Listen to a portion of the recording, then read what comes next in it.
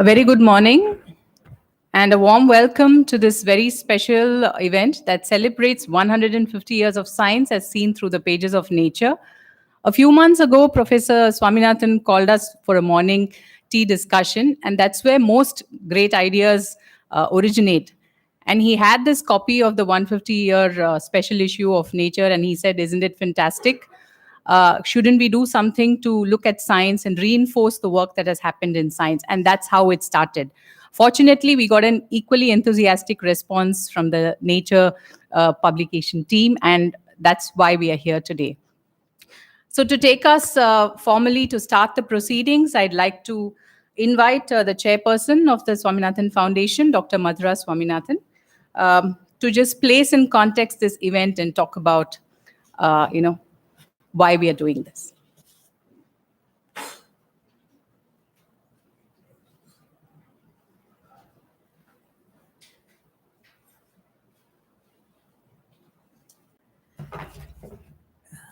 Good morning, everybody, and welcome to this event, particularly to some of you who have traveled a distance to be here. So why, Jayashree said, please say something about why we are celebrating this event. And I think we are here today to celebrate science and scientists, which is much needed in today's world. All over the world, and in India in particular, I think we see the rise of anti-science movements and irrationalities of all kinds. So I think any occasion to celebrate science and scientists is important. And yesterday, I saw this letter, and I thought I'll just read it out to you. Where is Raman? All thanks to Raman, Dr. Raman of MSSRF. This is a letter from Jawaharlal Nehru, written on the letterhead of the CSIR, Council for Scientific and Industrial Research. And I'll just read it out. Dear Dr. Swaminathan, I have great pleasure in conveying to you my heartiest congratulations on your being awarded the Shanti Swarup Bhatnagar Memorial Award. I have been watching with some pride and satisfaction the wonderful work which is being done by some of our scientists. I am happy to find that your work has been recognized in this befitting fashion. I am sure you will continue in your endeavors and also inculcate among your junior colleagues the same sense of devotion and dedication as have led to your present recognition. Signed, Jawaharlal Nehru. So I think this, the Prime Minister of the country writing about devotion and dedication to science, I mean, it doesn't say to science, but it's obvious, is something that one, really cherishes at this stage. And I hope that, from the speeches today, you'll hear about not only what have been some of the achievements of Indian science in the last 150 years, but also what we need to continue doing and what we can hope to do in the future. The other interesting fact which links us with nature in particular is, and correct me if I'm wrong, I don't know, maybe here, I think the first article by Professor Swaminathan, overcoming cross-incompatibility among some Mexican diploid species of Solanum, was published in Nature, volume 176, 1955. The next year, in 1956, he published Disomic and Tetrasomic Inheritance in a Solanum Hybrid, Nature, volume 178. I don't have a count of all the articles or editorials published in Nature, but from the MSSRF family, as it were, again, to my knowledge, the most recent article in Nature Climate Change in November 2019 was by Professor Nitya Rao, one of our speakers. So I think we have a long history also with Nature, which represents excellence in scientific publication. And we are here today to hear about from some of our top speakers in the country, about the journey of science in India. Thank you very much, and I welcome all of you again.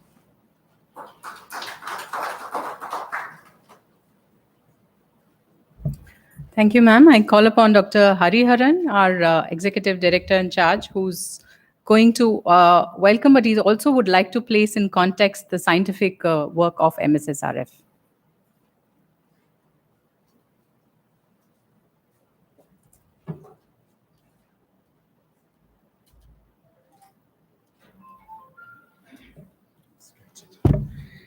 Thank you, Jayashree. Respected Professor, distinguished guests, ladies and gentlemen. It's my privilege to stand before you and give you a glimpse of why we are celebrating this today, and also highlight some of the key points about the foundation. This is a wonderful picture of foundation taken in the night, and you can see that. The idea of foundation was seeded in Professor's mind in 1970 by Professor Dr. Sir C.V. Raman. In those days when he visited Delhi, he used to stay with Professor, and at that time, he requested Professor to establish a research and training center, especially to help the small and marginal farmers of the country.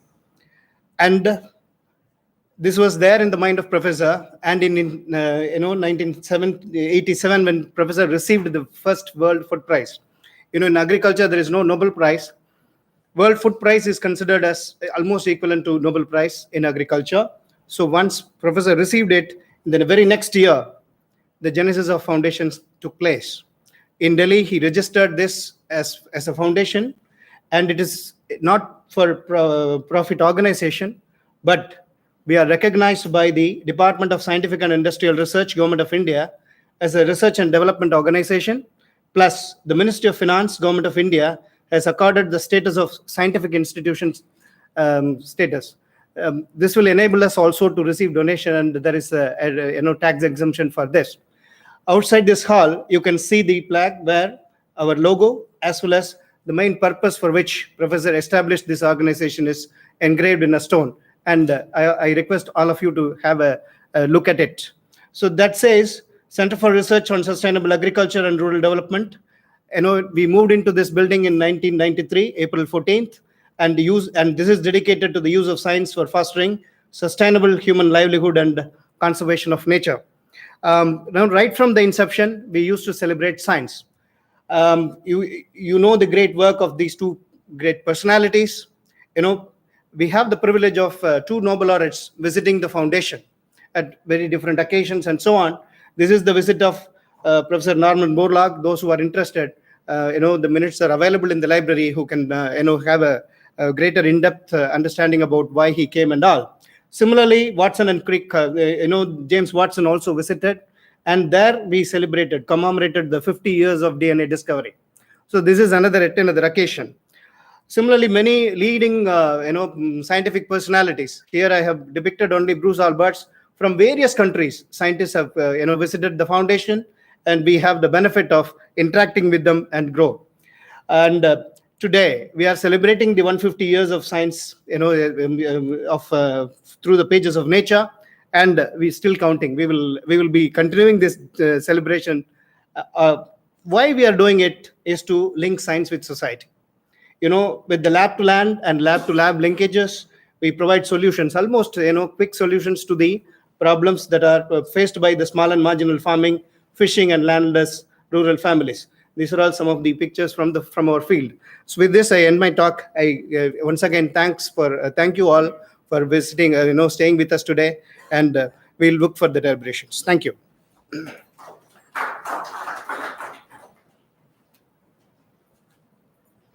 Thank you, sir. Yes, and as both the chairperson and executive director have said, there is a need to reinforce the importance of science to shape the way that our future is building up in this country. I would now like to request Professor Swaminathan, our founder chair, to speak.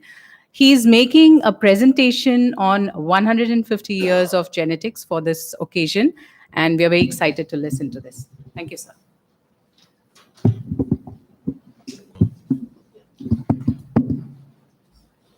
Friends, can you hear me at the end over there? You can't hear. But well, I'm very happy to welcome all of you here. It's a very interesting kind of meeting. I want to give you a little personal background. When I joined the Cambridge University in 1950, I was then told that one of the journals you should read regularly is Nature. Sir Joseph Hutchinson, who was the chairman of the School of Agriculture, he told me, you read every week Nature, you will get all the information you want, both national and international. And therefore, from 1950 onwards, I've had the habit of looking at Nature as a rival.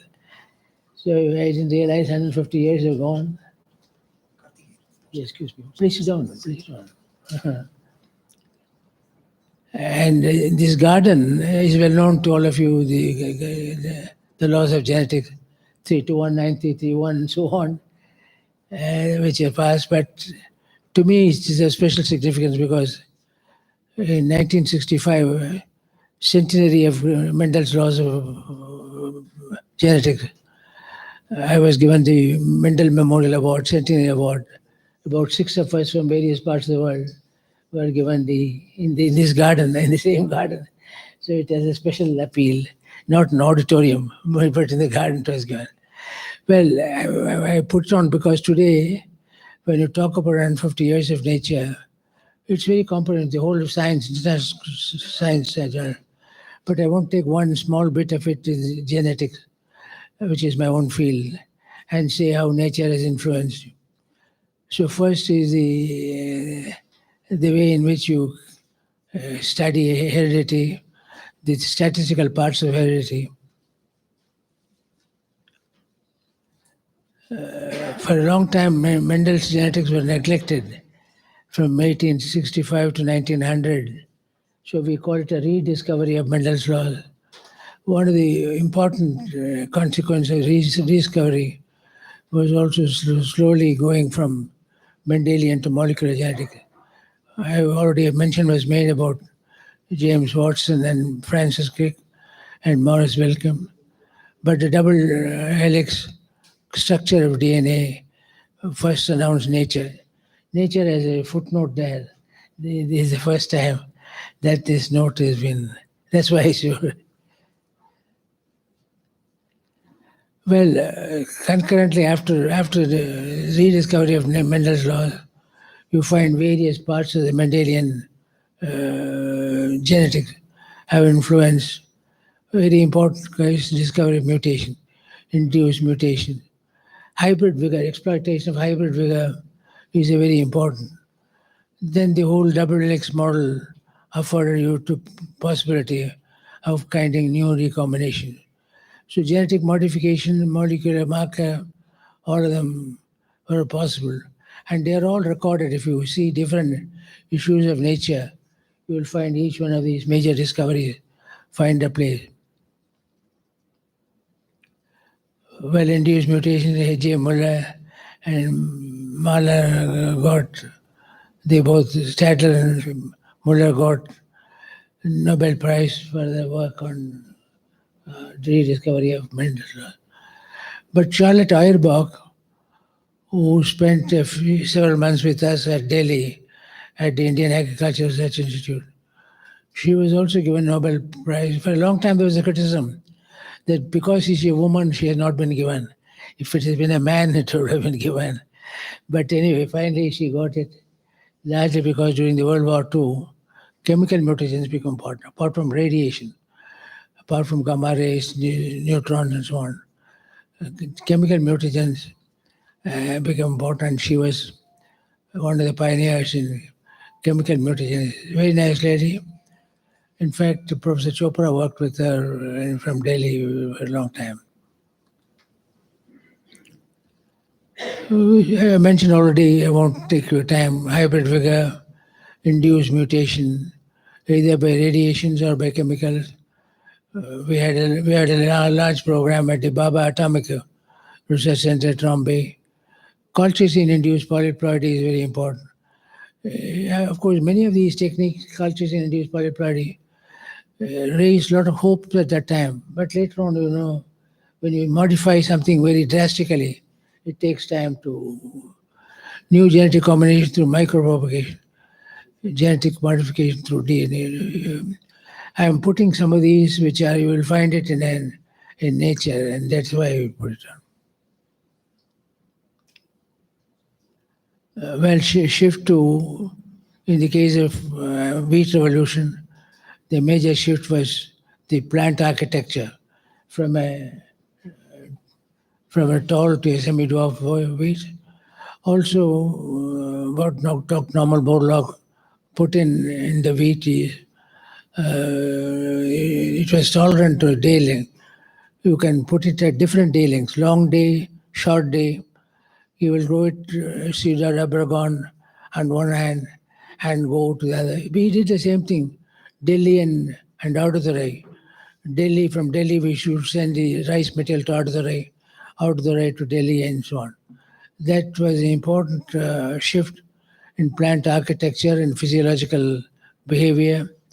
But all this become possible only because of the undergrounding principles of genetics.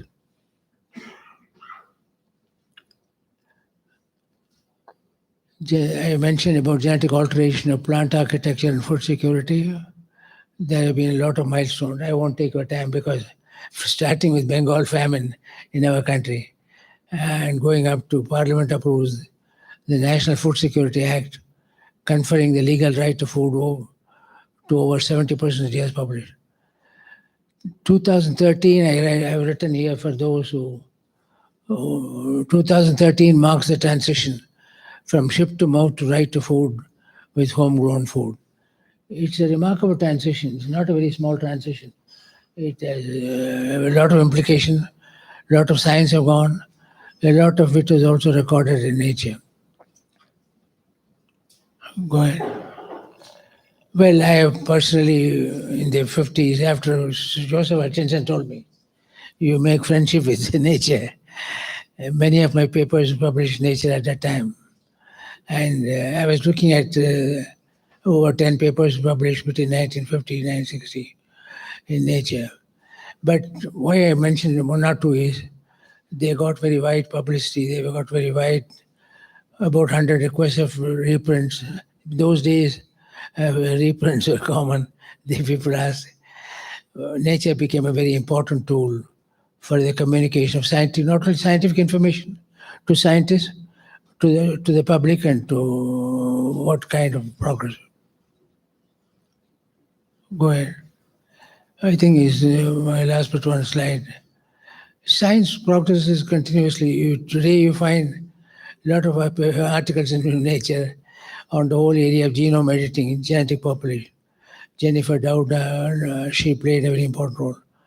But there is always, when you have a very radical modification of technology, the question of whether there are any harmful effects or not, whether there should be method of regulatory mechanism. In fact, in our country, our lack of clarity in regulatory mechanism has practically held up all GMOs. Everything is avoided. I think the last slide. What I liked with Nature is not merely scientists' work, but also a lot of traditional wisdom, traditional technology, and attention to the gender dimension. This one is from a temple at Along, Arunachal Pradesh, where there's a temple where they have said this woman was the one who introduced rice 10,000 years ago. In other words, the belief of these people here in Arunachal Pradesh is that women started agriculture. When men went out for hunting, women started gathering food.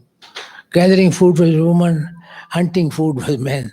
That was, for a long time, that was the sort of division of labor.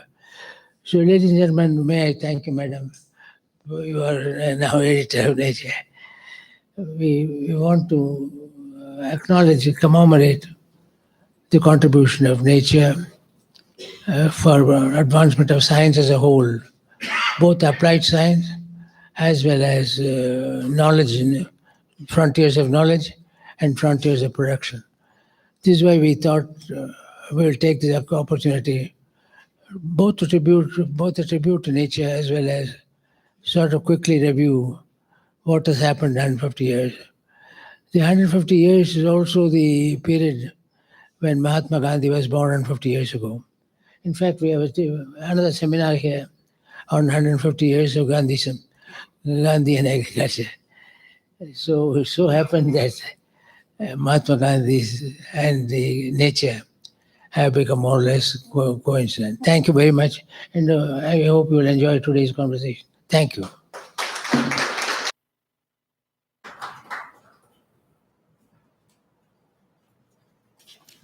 Thank you very much, sir, for a brief but a very fascinating journey of 150 years of genetics through the pages of nature. It's my pleasure now to call upon Ms. Shubhra Priyadarshini, who's the chief editor of Nature India, just to say that she has been a great support in putting this event together. The vote of thanks comes later, but I couldn't introduce her without actually saying that. So we look forward to listening to you, Shubhra. The event is being live streamed for anybody who wants to inform friends who are not in Chennai.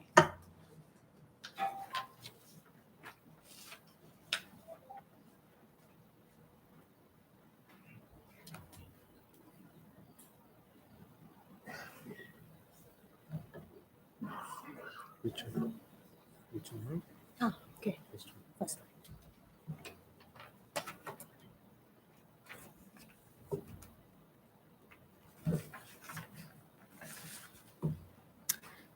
Thank you, everyone, and thank you greatly to the MS Swaminathan Research Foundation and all our distinguished speakers who consented so quickly to come in and join in this program, and all the audience who are keenly interested in science and so are here. My name is Shubhra Priyadarshini. I'm the chief editor of Nature India, which is the magazine-style front half of Nature in India. So as you all know, Nature has two sides to it.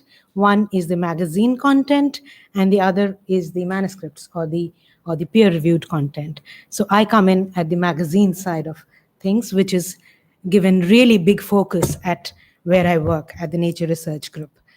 Our flagship journal, Nature, is well known to all of you.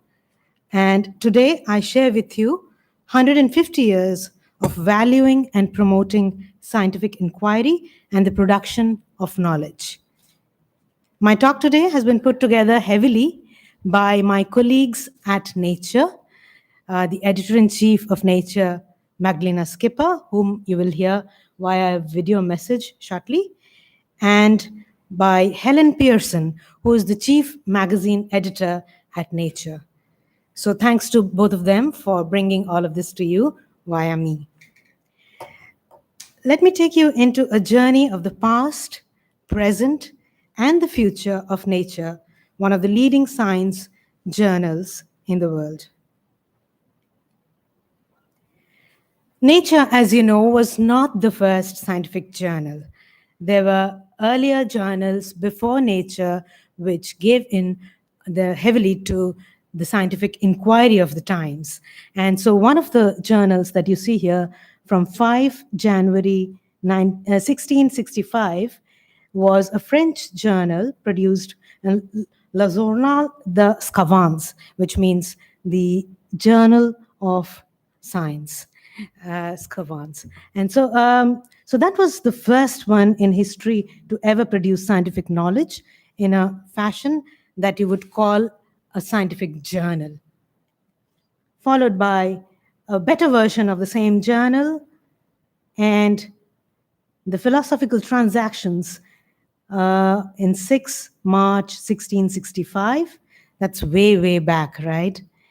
And then the Proceedings of the Royal Society of London, which came later in the 18th century.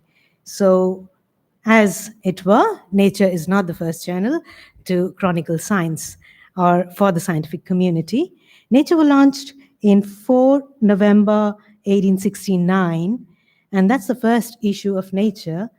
And it's not really very well known how Nature, the title, came to be, because as Even today, my colleagues and I get this question about why do you have to call your journal Nature even now?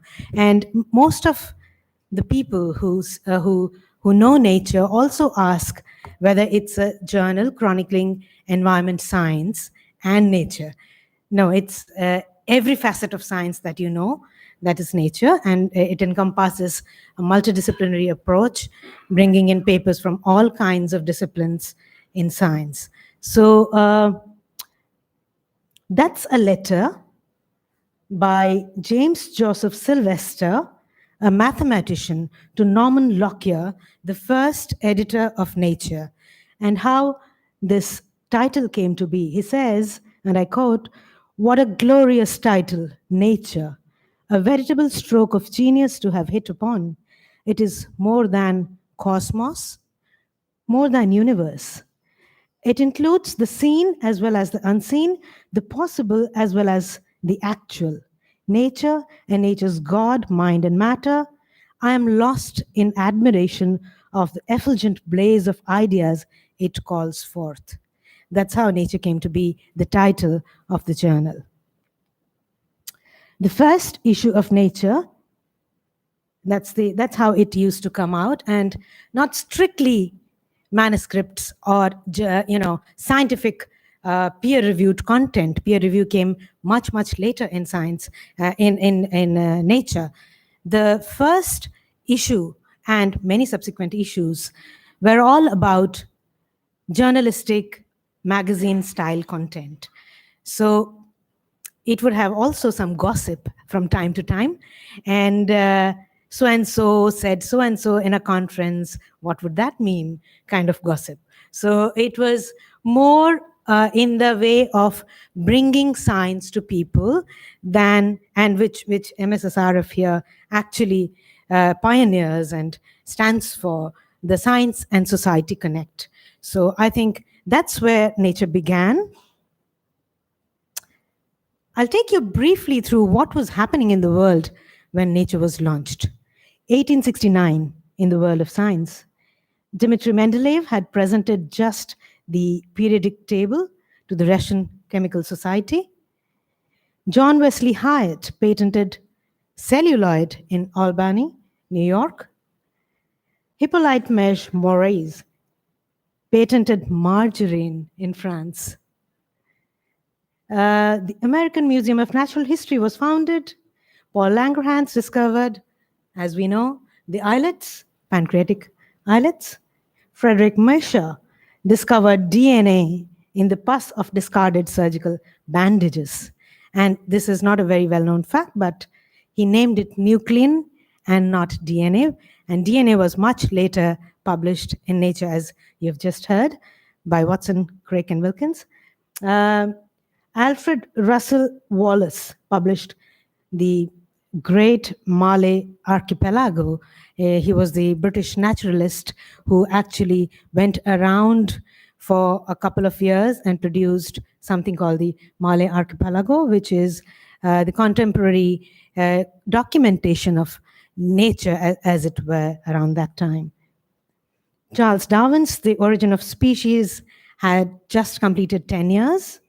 And as you all heard, Mahatma Gandhi was born in this country. And why do I place Mahatma Gandhi there in red? Because this may not be a happening in science, but later, as we knew, he had immense contributions towards the spirit of inquiry, towards scientific knowledge in the field of environment primarily. And a lot of the Gandhian theory that evolved had a basis in evidence and science. So yes, to give you and that's a 1-year-old Gandhi there with his mother. Nature's mission statement in the first issue and in the beginning was to place before the general public the grand results of scientific work and scientific discovery, and to urge the claims of science to a more general recognition in education and in daily life. So you see, the connect to society was foremost. Before peer review came the connect to society, the a need to propagate science for a wider audience than just to the scientific community. And secondly, to aid scientific men, which is a contentious story again, and it changed later in Nature's mission statement that was revised way later, and to encompass everybody, not just scientific men. That was the order of the day, because only men, and mostly from the Northern European region, used to do science and write all the gossip in Nature at that time. So, they would attend the conferences, they would do the science, they would write. So that's how it came to be scientific men. By giving early information of all advances made in any branch of natural knowledge throughout the world. That statement was changed later to make, first, to serve scientists through prompt publication of significant advances in any branch of science, and to provide a forum for the reporting and discussion of news and issues concerning science. Second, to ensure that the results of science are rapidly disseminated to the public throughout the world in a fashion that conveys their significance for knowledge, culture, and daily life. Some of the first remarkable papers in Nature, 1884, look at that. It's the weights of British noblemen in 3 generations. Sounds funny now, but one of the first scientifically chronicled evidence-based studies. The dissolute life led by the upper classes left its mark on their age-weight traces. So, starting of an obesity pandemic, if you will, in the world, chronicled there. That's another one, 1880, on the skin furrows of the hand. When bloody finger marks or impressions on clay or glass exist, they may lead to the scientific identification of criminals. And we know this as a widely used technology today, DNA fingerprinting. Cut to 2020. These are some of the latest covers of Nature. And as you will see, Nature has evolved significantly from where it was way back in those days. And it has come here basically showcasing that the way that the journal has changed over times reflects how science and its role in society have also changed. So the history of the journal itself chronicles or mirrors the history of science in the world. I'll take you very quickly through some of the segments that are key to Nature's theory, Nature's philosophy, and how Nature has done significant work in these areas. That is the cover of the Human Genome Consortium project, which reported their wares in Nature. DNA, genomes, population genetics, and large data are key to Nature's genomics efforts over the year. Some of the papers that have been significant in this journey. Genome-based cancer therapy is something that Nature has pioneered in its pages. And some of the papers, I just have screen grabs of those papers quickly. Human microbiome, as you know, is a significant area of study today, and the Human Microbiome Project Consortium is something that we keenly have published over the years. That one is from 2019, Human Microbiome Project. You will all know the Australopithecus africanus, the man-ape of South Africa story from 1925, which was reported in the pages of Nature. That's human history being chronicled here in the pages of Nature. Analysis of 1 million base pairs of Neanderthal DNA, early modern human from Romania. All of this, the Denisova cave in Siberia, all of these have been very widely reported as well in the general media. Evolution is another key area we focused on during our 150 years of existence. Newer therapies, stem cells, and all of you will recognize Dolly the sheep. That paper actually took the world by storm. 1997 was published in Nature. Geosciences, again, key papers, oxygen isotope analysis of Pleistocene temperatures. That's the base, ocean basis evolution, new class of faults. I'm just skipping through these because we don't have too much time to go on in details. This is, again, a very significant paper about the destruction of the ozone layer. 1974, the stratospheric sink for chlorofluoromethanes, chlorine atom catalyzed destruction of ozone. Very significant in how lots of policies around climate change, greenhouse gases have evolved over the years. Exoplanets, very, very significant and very interesting for the wider public and chronicled in the pages of Nature. Particle physics, James Chadwick's excellent paper in 1932 about the possibility of the existence of a neutron. Very interesting for particle physicists, and a plethora of other papers which have made history in particle physics. Buckminster Fullerene, many of you who understand chemistry will understand the significance of that paper in the history of science. From the first computer to artificial intelligence, as it were, all of that chronicled here in the pages of Nature. Which brings me to an interesting proposition of who does science and how we have chronicled from, and I shouldn't be saying something unparliamentary here, but I should certainly suggest that from being a fully male Northern European kind of authorship and old, as you see, in the olden times, in Nature's pages, we have really come to a place where diversity of gender, of equality in terms of who is portrayed in the pages of Nature. It could be from any part of the world, any kind of race, any gender, and more recently, the diversity in LGBTQ as well. We have significantly made the stride over the years to come here and put on our pages everything that is diverse in science, not just restricting ourselves to where we began as a journal. So celebrating that was a 2013 issue totally dedicated to women in science. That's the cover of that issue.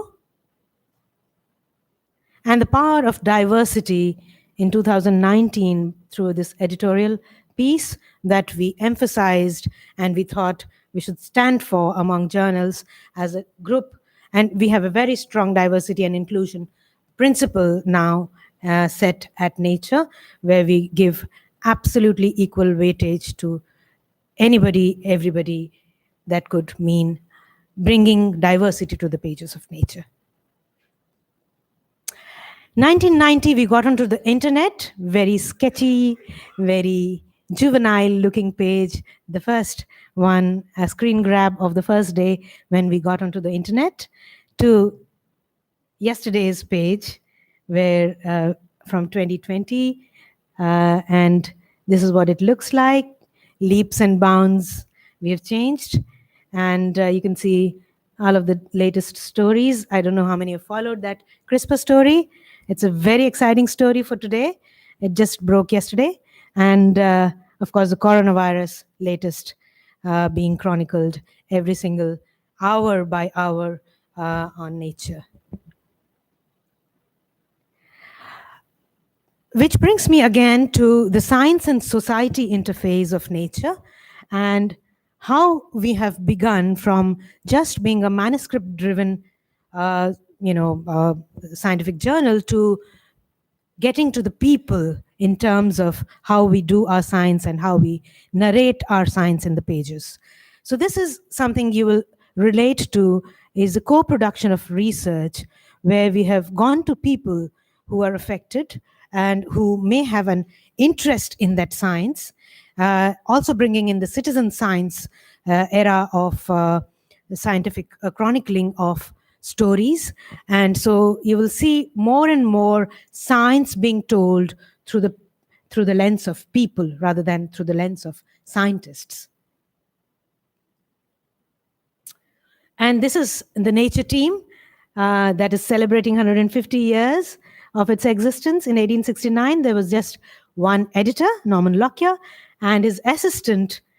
In 1970, there were 12 members of the staff. Today, we are 110 members of staff working at Nature, including 28 manuscript editors, 20 news reporters, very significant, and editors, and 20 sub-editors. So that, you see, is how Nature balances its scientific peer-reviewed content with its magazine-styled journalistic opinion reviews kind of content. Our logo has also evolved, keeping with the times, starting from a very Ramsey kind of logo where it looks really shady and sort of scary. I don't know who chose those fonts, but that was the first issue, and we've evolved. And if you are interested about the journey of how we have built that brand and how we came about those logos, Kelly Cross, Nature's creative editor, has a wonderful story there. And it is a wonderful story of how these logos are put together.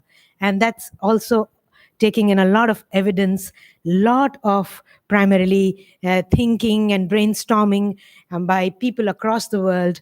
And that's our latest logo, simple, squarely approachable, accessible kind of a logo. And the story behind that you can read in Kelly's piece there. A very short history, and I'll end very quickly, of the Nature Research portfolio of journals and other allied products. 1869, we launched Nature.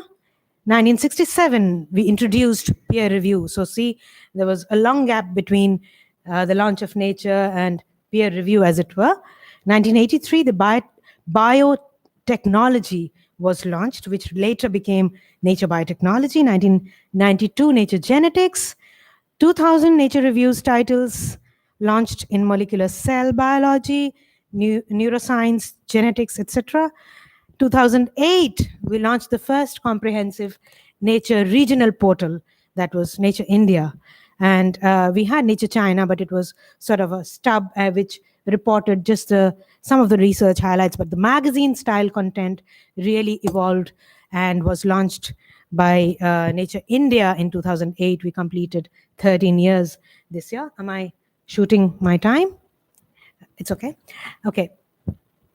And 2010, Nature Communications, Scientific Reports, the advent of the open access era.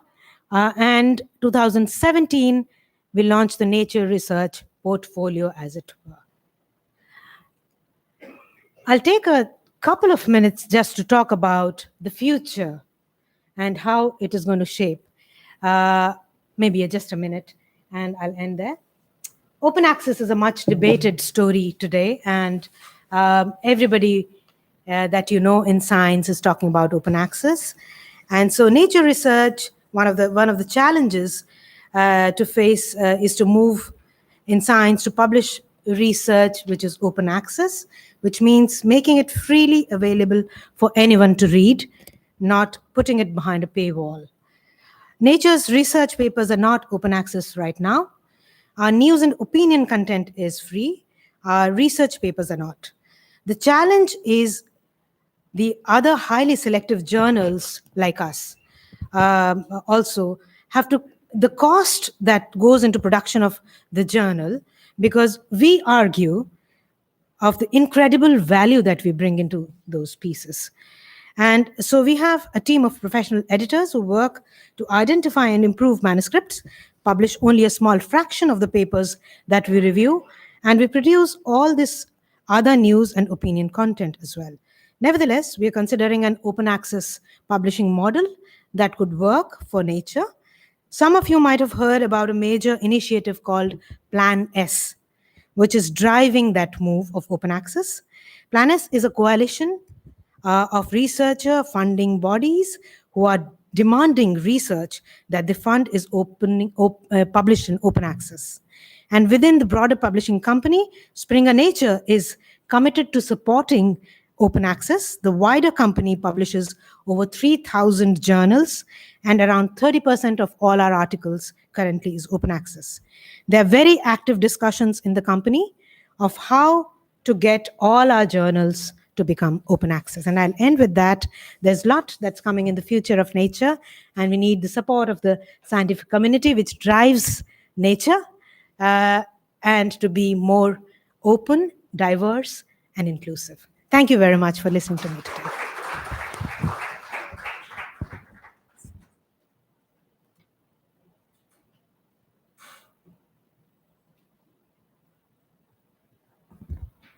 There's a short video by Dr. Magdalena Skipper, the chief editor of Nature, who wants to speak to all of you. Hello, greetings to all of you assembled in the room here today in Chennai. I am Magdalena Skipper, editor-in-chief of Nature. I can only say that I wish I could be there in person to celebrate yet again Nature's 150th anniversary. It has been an incredible privilege, actually, for me to be at the helm of the journal as it celebrates its century and a half of this amazing history of serving the research communities, but also the general public. This duality of serving the researchers and the general public has always been there as part of our mission, right from the very beginning. And in fact, not many know that right at the very beginning, Nature was launched to be more like the Scientific American of today, so to serve the general public first before serving the researchers. Of course, today, the situation is very different. Nevertheless, both serving the community and the general public remain very important on our agenda. It's interesting to consider how much has changed over the last 150 years, both in terms of how research is done, how it's disseminated, and who does research as well. And we have been thinking about this in the context of our history. For example, think about a scientific paper. Its format has changed enormously. Take the 1953 paper, the double helix structure, Watson and Crick paper. That was a single-page paper with only one illustration, a cartoon really, incidentally drawn by Crick's wife. No data, no methods of any kind. And of course, very famously, that paper was never peer-reviewed. So much has changed today. We support you as researchers in the way you disseminate your research, to showcase the rigor with which you do research, to help you showcase your data. We try and experiment with peer review also. Most recently, in February, we announced that we will be publishing peer referee reports with the papers to make the whole process of science more transparent. But it's also interesting to consider how it has changed who does science. In the very original days of Nature, scientists who published in our pages were almost exclusively male, almost exclusively came from Northern Europe, some of them from the US. And of course, today, increasingly, we see many more women in our pages who engage with us as authors, as contributors, and as reviewers. We see many more authors from across the world, and increasingly, we even increase and expand our multidisciplinary focus beyond the natural sciences to include social sciences, applied sciences, both in the clinical sphere, but also in engineering. And most recently, we've announced that we're going to appoint an economics editor. In today's world, where we all think increasingly about sustainability of our planet, it's important to consider that it is through this coming together of all the sciences, regardless of the discipline, that the most relevant and impactful solution to our problems today are going to come. And I am delighted that Nature, through its broad scope, can be there to serve that community and that particular purpose, taking the message that you researchers develop before policymakers, politicians, and of course, the business leaders. I hope that throughout the day, all your contributions will go very smoothly, and we will collectively, and me remotely, celebrating continued success of nature, which is only possible in combination with your work, with the work of researchers. So have a wonderful and productive and interesting day, and here's to many more centuries of success of research, but nature itself. Thank you very much. Hello, greetings to all.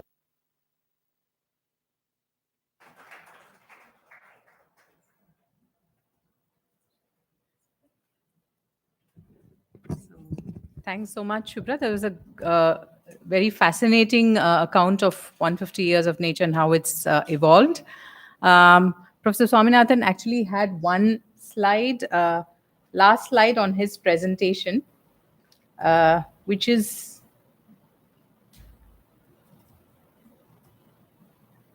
this one.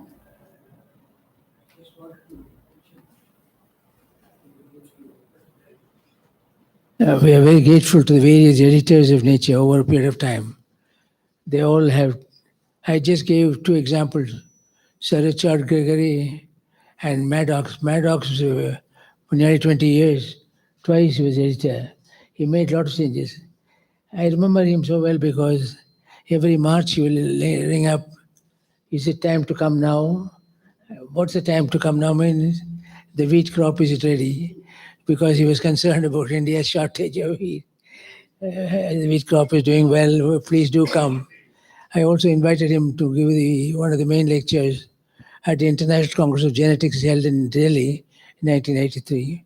So thank you, madam, including you, from Sir Richard and Maddox. All of you have made a tremendous contribution to produce one of the finest scientific journals in the world. Thank you.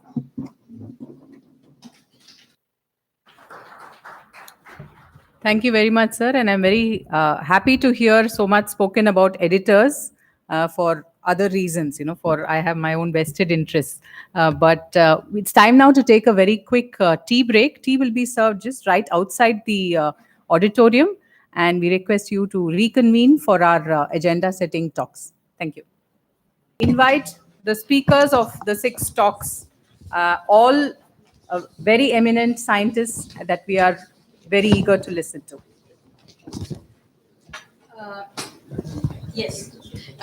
Friends, let me first call up to here to the front. Dr. Balasubramaniam, Professor Balasubramaniam, Professor Nitya Rao is here, Dr. Shahid Jamil, Professor Jayaraman, Dr. Sandhya Kaushika, and Dr. Ramasamy is already here. Now, I think our speakers may have PowerPoints. So if some of you want to head back there in a few minutes, you can. I know from here it's very difficult. Bhavani, just give one shout to everybody outside. There's no one outside? Okay, great. So I think the audience is an excellent one, is here on time. The first person we are inviting to speak today is someone, Professor D. Balasubramanian, or if I can use, if any of you read the Hindu, pages of the Hindu, you have already seen his name.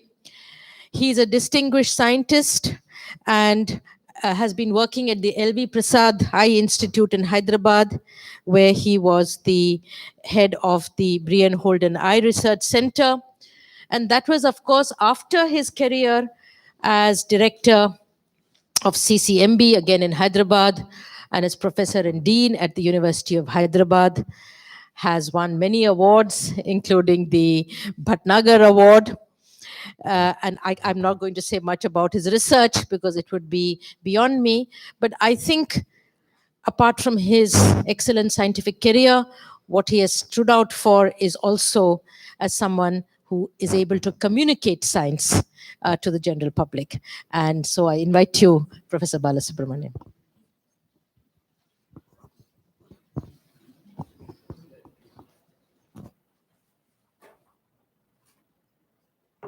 Yeah.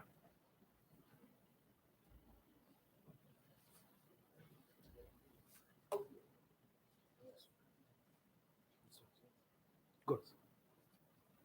First of all, I must thank Professor Swaminathan because he has really been a mentor in absentia for my contributing a column in the Hindu.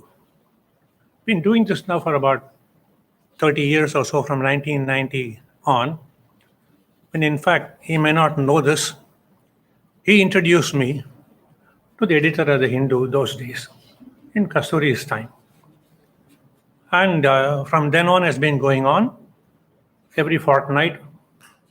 We remind you all, please read my articles every fortnight, starting this Sunday. And when we had the 80th birthday celebrations of Dr. Swaminathan, 2005 or so, the Hindu at that time decided that we may actually discontinue science reporting and science. And that came as a somewhat of a shock that I appealed to him. And he spoke to Mr. Ram and said, that will be a ridiculous thing you're doing, because until that time, actually you might remember, Hindu actually had a full 4-page supplement. From then on, it was thought to be maybe it should be a 0. And he persuaded, and the editors put that together. Subra, Nature. First, for my promotion from lecturer to assistant professor at the IIT Kanpur. I was just joined there in 1967, and one of my MSc students, I was granted an MSc student, and Suresh Subramani, together with an MSc project, photochemical modification of a membrane-bound enzyme. What we did there was, we put in a molecule in the membrane, shone light. The molecule that was like so, moved like so, reversible. And an enzyme that we attached to the membrane, the activity of the enzyme actually changed. I didn't realize at that time the importance of something like this. Years later, one of my colleagues, actually Tom Blundell from London and Cambridge, said this is a really outstanding thing and so on. And of all things, Professor Gurbakh Singh, who was the committee member to promote me, said, "Bahut acha hai, tumko bana denge lecturer, assistant professor," and so on. And that's one, self-promotion. But in addition to that also, I must thank Nature. Even though I don't subscribe, I go to the open access wherever possible. But many of you might remember there is a weekly Nature news that comes. And that's superb. It's available free, and you can use that. And many of my articles are actually based on that. One of them happened almost about 15, 20 years ago, was a paper in Nature on how Chinese, ancient Chinese, actually prepared flute, not recorder, flute from bones. And they also punched holes in it. And that is how the octave was born. Many of you might have actually seen that article called The Biology of the Octave. I also called it Shobhillu Saptaswara, for those of you, okay. The reason I'm saying this is item number 1, which tells you, stick to the truth, look at what the, this is what I have learned over these years, but suggest what it can lead to. So is this the same octave everybody is using? Did they actually have octave, or did they also have minor notes and major notes and so on? This is how the musically inclined people think this may be one of the ways of the birth of music. And there must also be an element of surprise. Without that, it doesn't work very well. Let me look at this. You know this, but it comes as a surprise. This is a 1914 picture. The entire world was taken up by 16 colonial empires. And Britain, which contributed, certainly it contributed English, it contributed Baconian science of, do an experiment based on a hypothesis, see if it's true, come back with the hypothesis, ask someone else to do that, reproducibility and so on. All this really was their contribution. In addition, their contribution was they took away 45 trillion pounds in these 200 years. Utsa Patnaik, at that time a professor of economics in JNU, actually did the calculation and shows this. Professor Swaminathan also talked about the Bengal famine. Bengal famine, as we were reminded by the Nobel Prize winner Amartya Sen, was man-made, colonial-made. It was enough. But it is all diverted for the colonial forces fighting the Second World War. So these are things that not only come as a surprise for the first time you say it, but then you also remember this is what it is and so on. And now you look at this. We have 200 plus countries, independent countries, 52 in Africa, all of Southeast Asia, most of Latin America. Okay. And out of these 180 free countries, now it's 202 countries, India was the only one that made friends with science. If you look at it this way, then of course the element of surprise and realization comes to you. This, I think, was the real point.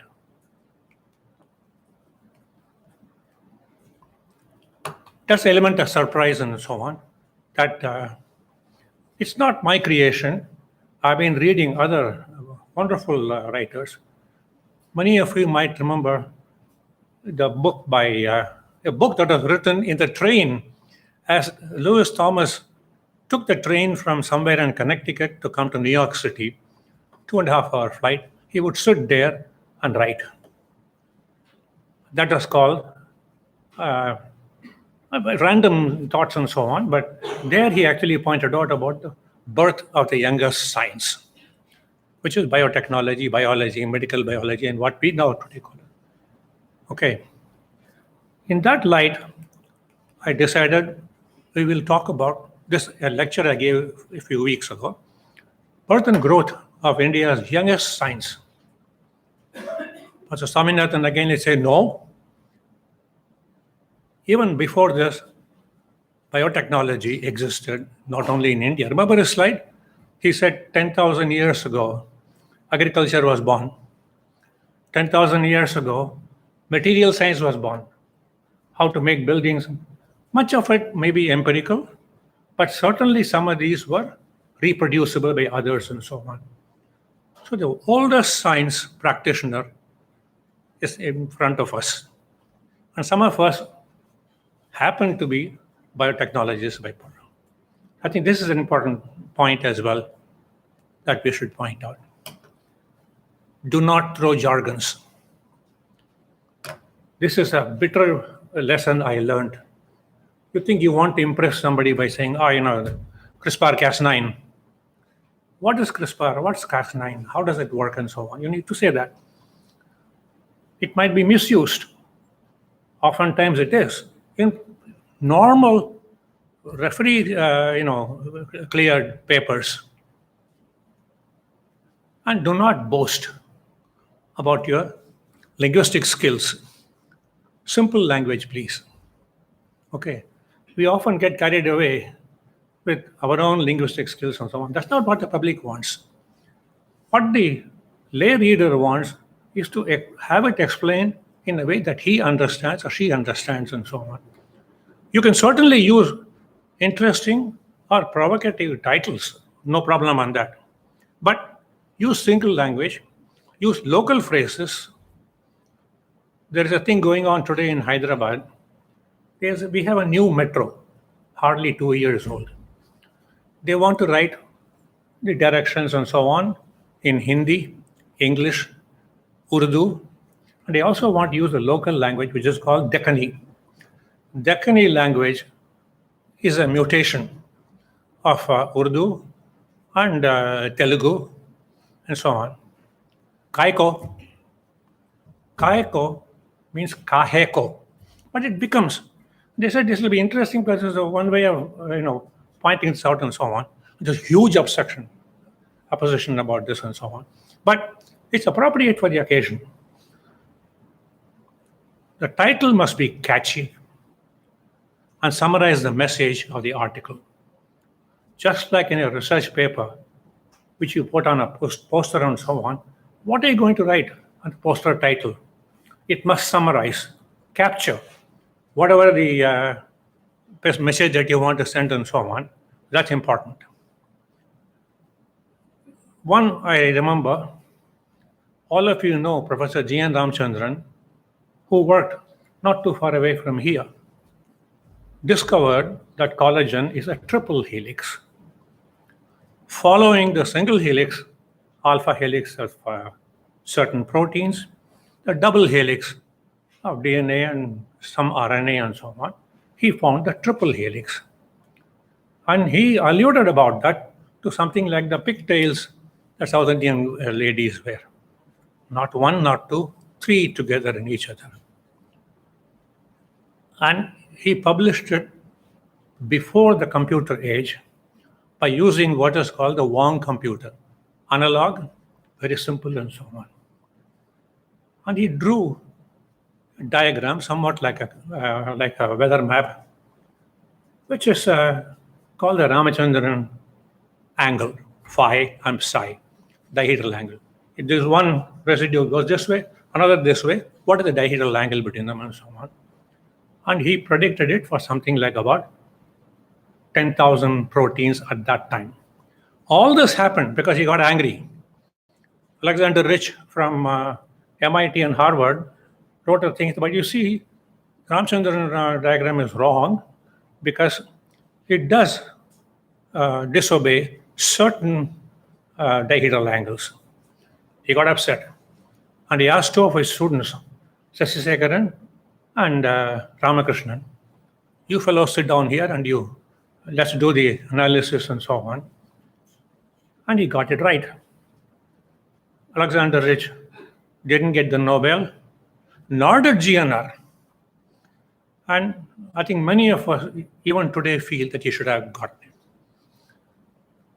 We just heard about Jennifer Doudna, who actually invented the idea for other than viruses and fungi and so on, that they can actually a course correction and put together a brand new idea and so on. I'm pointing this out because today, using three-dimensional artificial intelligence, robotics, whatever, we now know the structure, the three-dimensional structure of something like about 27,000 proteins. Not one disobeys the Ramachandran diagram. So I titled my obituary column in the Hindu to the prize that missed the master. It's not the master that missed the prize. It's a prize that missed the master.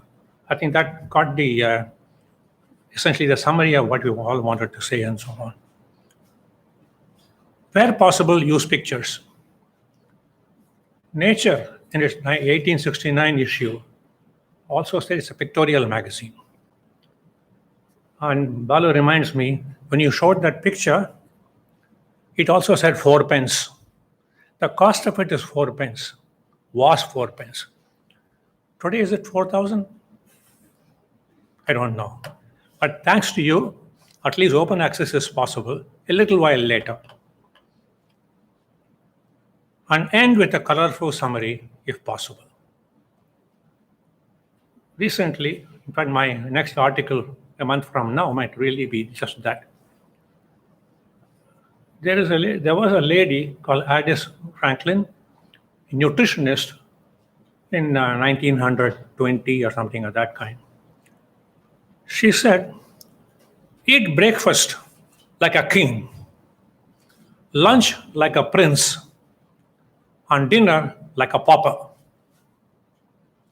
What this lady wanted to say was, all your energy that you need in the morning, okay, will actually come to you if you have a good hearty breakfast. Even if you miss lunch or dinner, you're still okay. That was a suggestion that she made in 1920 or something of that kind. The latest paper in Science Translational Medicine actually has an analysis of this by looking at control trial of people who eat hearty breakfast and people who don't, and people who do normal breakfast and so on, and found the thermogenicity, the amount of energy that you actually put together in that morning food will take you right through. So you see, this is an Indian lady, I think her name is Priyambada Velanki. She gave this little title to the article that she wrote as a news headlines articles in Science Translation Medicine. So you notice it's a colorful summary of what the article contains and so on. That I think is rather important. The last thing I want to say is local language is very important.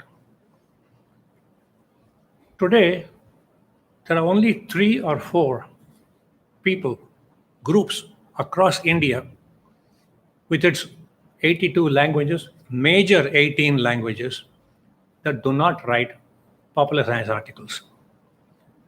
These 4 are already started with the Kerala Sastra Sahitya Parishad, KSSP, a public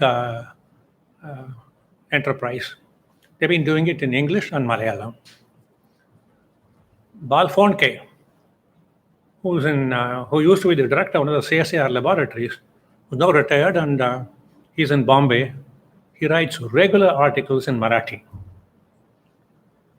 A non-profit organization, again meant for education, Kishore Bharati, has now moved into Bhopal, where it's called the whatever it occurs to me, I'll come. Ekalavya. Ekalavya comes out with every so often, every 2 weeks or 3 weeks, popular science articles in Hindi. Bengal, of course, has 3 or 4. Where is it in Tamil? In Telugu? Kannada? In Tamil, there's one man I really admire. He passed away, Sujata. He wrote in Tamil, and his analogies that he had was truly remarkable and insightful. So I think these are the 8 things I have learned, and I'll just finish with biotechnology, which is again reminding you, 70 years ago, we had smallpox. 60 years ago, no smallpox. India made friends with science and technology. Of course, we also I was in Soravandan near Madurai, and my grandmother will say, go and buy a postcard. Go to the post office. Yes. And the postmaster will give me a small quinine tablet. Imagine 2,000 to 2,000 kilometers. People actually went around and so on. This is the power. And lastly, we have to remind Professor Swaminathan about his contribution. And what used to be called a ship-to-mouth economy has now become silo-to-ship economy. These are areas that I think must be covered in everyday press in a popular language. Some of us try doing so, and others will certainly do even better than us. Thank you.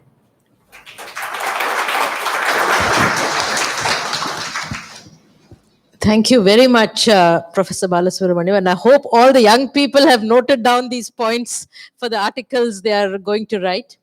Absolutely fascinating. At the end of, after all the speakers, we'll have some time for discussion. Is that okay? So that we can have some comments and questions. So thank you once again, please. The next speaker is Professor Nithya Rao, who is Professor of Gender and Development at University of East Anglia, known to many of us in this room. She has been involved in many multi-country projects and has been on many United Nations bodies, most recently on the Global Advisory Committee for Girls' Education of the United Nations, and also on the FAO's high-level panel of experts on food security. So I welcome Nithya now, who's going to talk about research through the gender lens.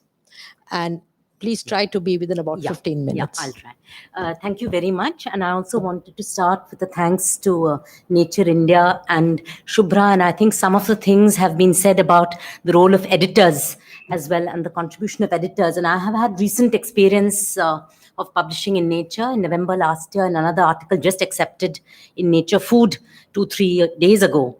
And I think it's incredible that both the editors have been extremely helpful in helping both to simplify the language, as Dr. Balasubramaniam said, and get rid of all the jargon, but also in terms of really facilitating and helping sharpen the way of communicating to a much larger audience. I also wanted to say that it's a real privilege because I think having been in academia and writing for like about 20 years and lots of academic journal articles, but the one article in Nature that was published last year immediately got traction from the global media. It was absolutely incredible. I hadn't had an experience like that with interviews from Time magazine and all sorts of magazines across the world, which really wanted some sound bites, if you like, on the theme. So I think that has been very encouraging, and especially because I wanted to speak, which was the topic that Shubhra gave me, to talk about the changing lens of gender research in 150 years of science through the pages of Nature. So I think as we've seen, including some of Shubhra's slides and earlier slides, I think the focus in the past, actually in sort of social sciences and development, I think prior to 1950, there was hardly any attention to gender at all. I think post 1950s, there was some realization in the development decade and with human rights that, you know, men, women, everybody is important. And therefore social sciences were the first to take this up, to do some kind of disaggregation of data, particularly focusing on women and women's experiences, the disadvantages they confronted, and so on. But still at this time, I think there were few scientific studies which actually till the 80s even reported any kind of sex and gender related variables and how they affect results. And I think this is from a recent article in Nature in last year by authors from Stanford University, which actually pointed out, it was also a perspective piece, which pointed out that ignoring these differences can mask significant differences and hence reproducibility of results. Because when you assume that the population is homogeneous, when it's actually not, then the results that you get actually cannot be reproduced with a different population. And there was again an article reported, a scientific article in this Nature piece by Romanov et al., which said that actually when they looked at the variation of complex protein abundances in humans, that more than 13.5% of the observed variation was because of sex rather than environmental factors like diets. So quite significant results here, but not really taken on board. So I wanted to move actually to my topic, which was what are the new perspectives? What is the changing lens of gender in the pages of Nature? And I think the first one, which I wanted to point out, is really that the shift in focus from understanding gender as just sexual or biological difference of men and women to gender much more broadly, and I think defined in at least 3 ways. So this perspective piece from Nature actually talks about 3 ways in which gender can be understood. The first is as gender relations, as really relationships of power within human society between different groups of people with different roles, responsibilities, and identities. The second element is actually gender norms, which are much more hidden, which are societal, which we actually take for granted, that certain norms in terms of what different types of people should do. These are the unspoken rules across social institutions, whether it is the home, whether it's the workplace, whether it is state institutions, and so on. And the third is really the more fluid element which Shubhra referred to in terms of gender identities, which is seen as more fluid in the way in which people perceive themselves and present themselves. And I think the idea here is that each of us actually has multiple identities. And I think in Pages of Nature, it's interesting that initially it was very much a white male who was seen as the scientist.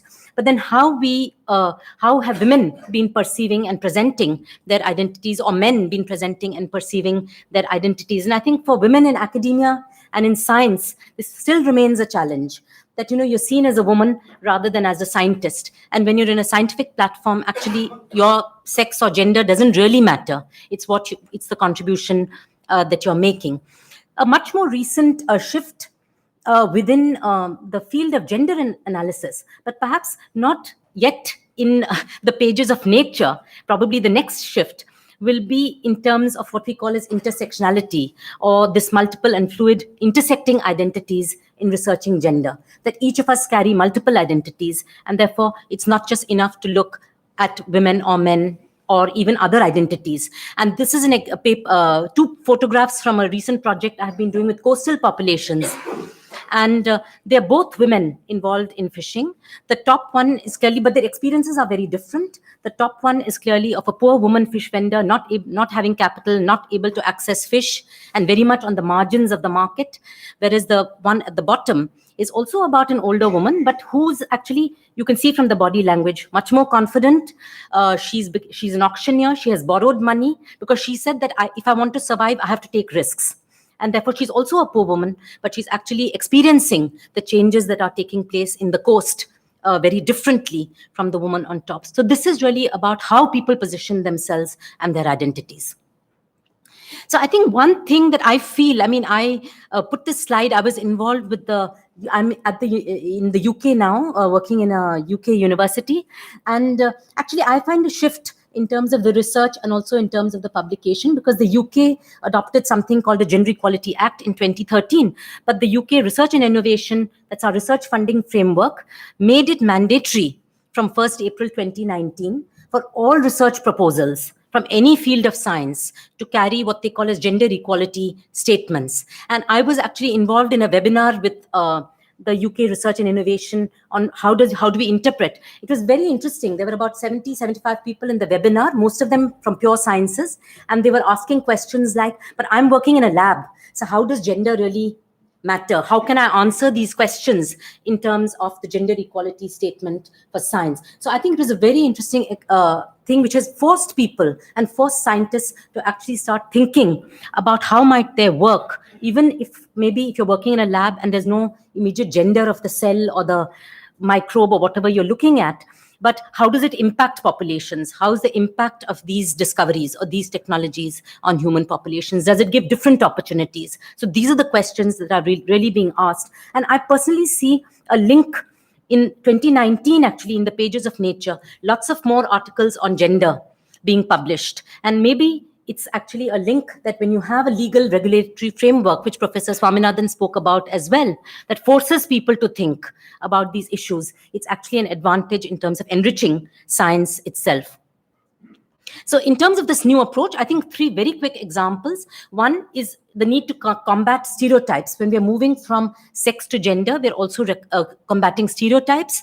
And one issue where, of course, MSSRF and Professor Swaminathan personally have been very involved is recognizing women as farmers. So they're not just laborers, but if you think of them as farmers, then farmer is really an occupation with skills, with knowledges about how to manage soil moisture, sunlight, water depth. So there's not just, as laborers sort of transplanting in a mechanical way, but also thinking about the direction, which corner of the field do you start from, how do you move backwards, and so on. There's huge amounts of skills in terms of selection, cultivation, storage, processing. But also I wanted to highlight the third thing, which this picture demonstrates, which is about group solidarity, which is a point I'll come to in the next slide, which is it's not just for fun that these women are working together, but I really see that this is sort of coming from their scientific knowledge in terms of managing a resource. So it's not just, it's not a single field, but when we think today in science, we're talking about integrated pest management, integrated water management, watershed management. And actually, these women realize very well that if they're just thinking about themselves and their fields, they're never going to be able to manage these resources in a more sustainable way. And I think part of the songs, part of the culture, part of this working together is really a reflection of a systems approach to thinking about the landscape. A second is breaking the stereotype about production and reproduction. I think this is one of the norms. We often assume that men are the providers and women are the homemakers or in the domestic realm. But time use studies and other studies clearly show that actually there is a jointness of both production and reproduction. So women are equally participating in the production process. In fact, in agriculture, now it's well known that almost half the work in agriculture is being done by women, sometimes even more during particular seasons and particular crops. But I think what is less ignored, and I think looking at it from a gender lens is very interesting, that we often also, just like women are invisible in the productive domain, I think men are also invisible in the reproductive domain. How do we define domestic work? Is basically cooking, cleaning, and so on. Yes, this is the dirty work where men don't participate necessarily, but there are other kinds of domestic work, like repairing and maintenance of the home. It's sitting with children to do their homework, childcare, looking after kids to some extent, I think, which men are also involved in. So, and I think when we're really looking at gender relations and a gender power analysis, we also need to look at the jointness of reproduction as well and encourage that. And the third example on stereotypes is really technologies. The technologies are not neutral. Technologies are gendered. And this is a picture from of some work that I did in Nigeria, actually, where the agriculture department was specifically developing sort of post-harvest processing machines or equipment for women farmers, they said. This was a groundnut processing unit. And I think just the visual is a very, it tells you that it is, the height of the woman is first of all shorter than that equipment. They said it's for women, but it's clearly the product is not designed for women. It keeps the male user in mind. And of course, the quantity, the quantum of the volume and so on costs many other things. So the second point that I want to move is moving not just from sex to gender, but I think the very important new frontiers in gender research is focusing on interactions or interfaces, on relationships, on the process, not just the end point. So therefore, we need to go beyond the disaggregation of data. And here also is a plea that it is not just the gender research can only be done by women, or women can talk to women and men can talk to men. But I think this, more than the sex of the researcher, it's really about what we call as positionality. How do you empathize with the population that you're studying with? So the top is a picture from Bihar, where I have been working very recently, and it is a young male researcher, but completely in sync with the Santhal women's group with whom he is interacting. I think being reflexive, thinking about one's positionality, the social positioning, what are the hierarchies of power as an educated person, as an educated woman. If I go to a village, even if I'm talking to poor women, I have to take a particular stance. I have to be very reflective of my social positionality. The third key challenge, or the key shift in terms of perspective, is really looking at much more holistic systems-based analysis with a view to social change. And this is a short perspective piece that I have just been accepted in Nature Food, which is called The Achievement of Food and Nutrition Security in South Asia is Deeply Gendered. And it's really looking at a broader frame, that when we think about nutrition insecurity or the nutritional problem, it's not just, we cannot solve it by just addressing nutrition, but we have to solve it by looking at the larger status of women, the larger context in which they are embedded, including the low sex ratios, the devaluation of women's work, also for extreme forms of violence, including in this paper what I call as food violences, various ways in which women are deprived food, whether it is through fasting and rituals, and you have to fast for the good health of your husband, for instance. And I have seen in tribal areas in Odisha that women are working 10 hours a day, but they are fasting 3 times a week. And this really says that how will nutrition ever improve? Because if you're fasting on hungry stomachs, as you rightly pointed out, without breakfast, if you're working or without lunch either, it's clearly going to diminish your body. So the fourth aspect really is that if these are the three sort of main frontiers of gender research, moving from sex to gender to interactions, and what are the methodological implications. So here I have an example again from fisheries. This was a paper in Nature that global warming can result in male-skewed populations in some fish species. But this has implications, of course, for population viability of these species. But it's not just enough to look at fish species. I think methodologically, we need to see what is, apart from global warming, what are the other factors in terms of the Anthropocene? Is it overfishing? Is it pollution due to industrialization? Is it habitat destruction? And so on, that is leading to these changes. And this implies actually the assumptions are made are not precise in science, and rather they function more as fuzzy sets with many combination of factors working together in order to meet outcomes. And this was the kind of methodology we tried to adopt. And I'll just very quickly go through this in terms of the paper published in Nature Climate Change, which was called a Qualitative Comparative Analysis of Women's Agency and Adaptive Capacity in Climate Change Hotspots in Asia and Africa. And we thought that a lot of gender research ends up in the context of climate change adaptation as very small micro studies, case studies, which nobody really takes seriously on board. So we wanted to use this methodology, which is called qualitative comparative analysis, which comes from maths, actually from fuzzy sets, which tries to actually retain heterogeneity of specific cases, but also try and find broad cross-case patterns. So there are a couple of things around this. I won't go into the details of this paper because I think I'm running out of time, but this paper is available, open access, and I think people, not open access, but I think it's still accessible online, which I can share. I think what it also helped us to do is to look at the contradictions in terms of the pathways and the results. That while we were generally finding that environmental stress alongside widespread male migration is actually working against women's agency, and there were two broad pathways leading to this, but there were also some exceptional cases. And that actually kind of pointed to us that what might be combination of factors that can really find solutions. And that is really my last point here, and this is my last slide, that a lot of the new challenges or the new frontiers of gender research are really trying to move towards solutions. Our ultimate objective is really moving towards a more gender equal world. And I think this is, if you like, the personal and the political agenda of a lot of people, scientists involved in gender research, that we're not just doing research for research's sake, but how can we find solutions? How can we move towards positive change? And of course, if that's the final goal or objective, then when you take a holistic systems perspective, when you look at across institutional sites and scales, what are the interlinkages, and you challenge stereotypes, it does provide a range of options. And these are just some starting examples which I have listed there. Thank you very much. Thank you very much, Professor Nithya Rao. I invite our next speaker, Dr. Shahid Jamil, who is currently the Chief Executive Officer of Wellcome Trust's DBT India Alliance. But many of you may know him because for long he has been the leader of the virology group at ICGEB, International Center for Genetic Engineering and Biotechnology. And I was reading his CV. I think we have quite a collection of Bhatnagar awardees today. So I think we have one more Bhatnagar awardee among our speakers. He has numerous other awards, member of many academies. He is on the International Committee for Taxonomy of Viruses Virology Advisory Board. I hope you're going to tell us something about the latest virus as well today. So welcome to MSSRF. I'm not sure if you've been here before, but I hope this is the first of many. Thank you.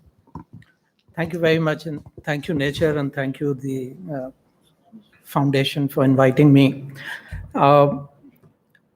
I first met Professor Swaminathan in 1987, and I still remember it was in Trieste at the International Center for Theoretical Physics.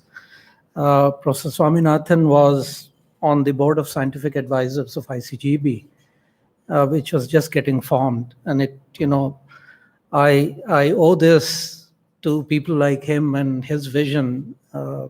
People like us have benefited immensely from that vision, having spent 25 years at ICGB.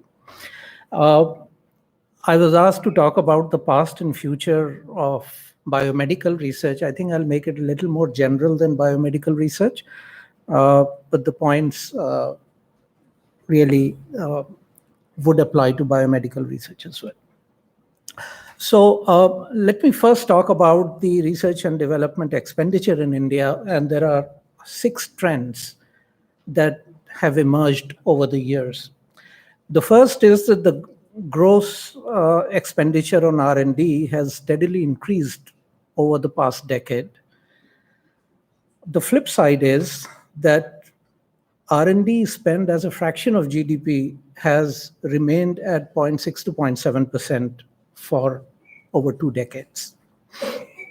And I'm not going to go into the data. I mean, the data is all from the report of the Economic Advisory Committee to the Prime Minister, which came out last year in July. The third point is that in India, the share of public expenditure to this gross expenditure is very high. So compared to advanced countries, in India, universities play a relatively small role in R&D activities, and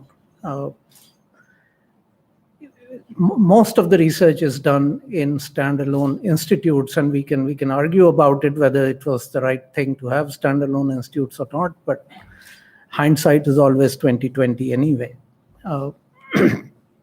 The fourth point is that the major chunk of public expenditures incurred by key science departments, and that too from the central government. And you can see the allocations to different departments over the years. The fifth point is that in contrast to advanced countries, government is the primary funder as well as the primary user of research and development. So public expenditure on R&D is incurred almost entirely by the central government, with very little coming from state governments. And you can see the graphic there.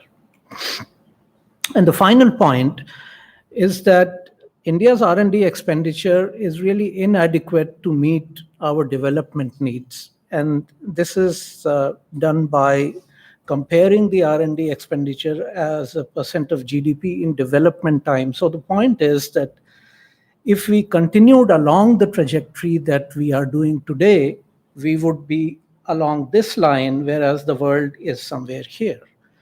And that's really not adequate. So we compare poorly to other countries at similar development levels, and therefore business as usual cannot continue. There has to be a quantum leap to catch up with others. That's the point that this makes. Okay, so what is the aspiration for the financial year 21-22?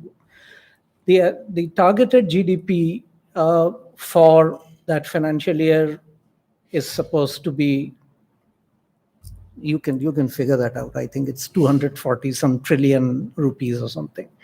But the main point is that the projected R&D expenditure is 2% of GDP, which in real terms would take our gross expenditure on research and development 4 times to what it is today. I hope those aspirations are met, because that's really very good news for all of us. Okay, so let me switch gears and also talk about the health of India at this point. We are home to 17% of the world's population, but we rank 143 out of 184 countries on health-related sustainable development goals. The infant mortality rate is 41 out of 1,000 live births. The aspiration is to take it to 28 as per the national health policy that came out in 2017. The maternal mortality rate is 174 out of 1 lakh live births, and the aspiration is to take it to this number to 100. We also have the highest numbers of under 5 mortality in the world, 1.2 million kids. The rate is 50 per 1,000 live births, and the aspiration is to take that down to 23 by 2025.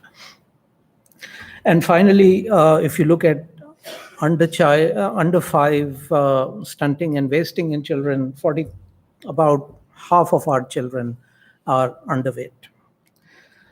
There is steady improvement in infant mortality rates, and this shows for various countries: India, Bangladesh, China, Pakistan, Sri Lanka, UK, and US. And you will see India, which is the blue one here, has done well over the years, but we are still way above the developed countries, and also some of our neighbors. Bangladesh over the years has done quite well.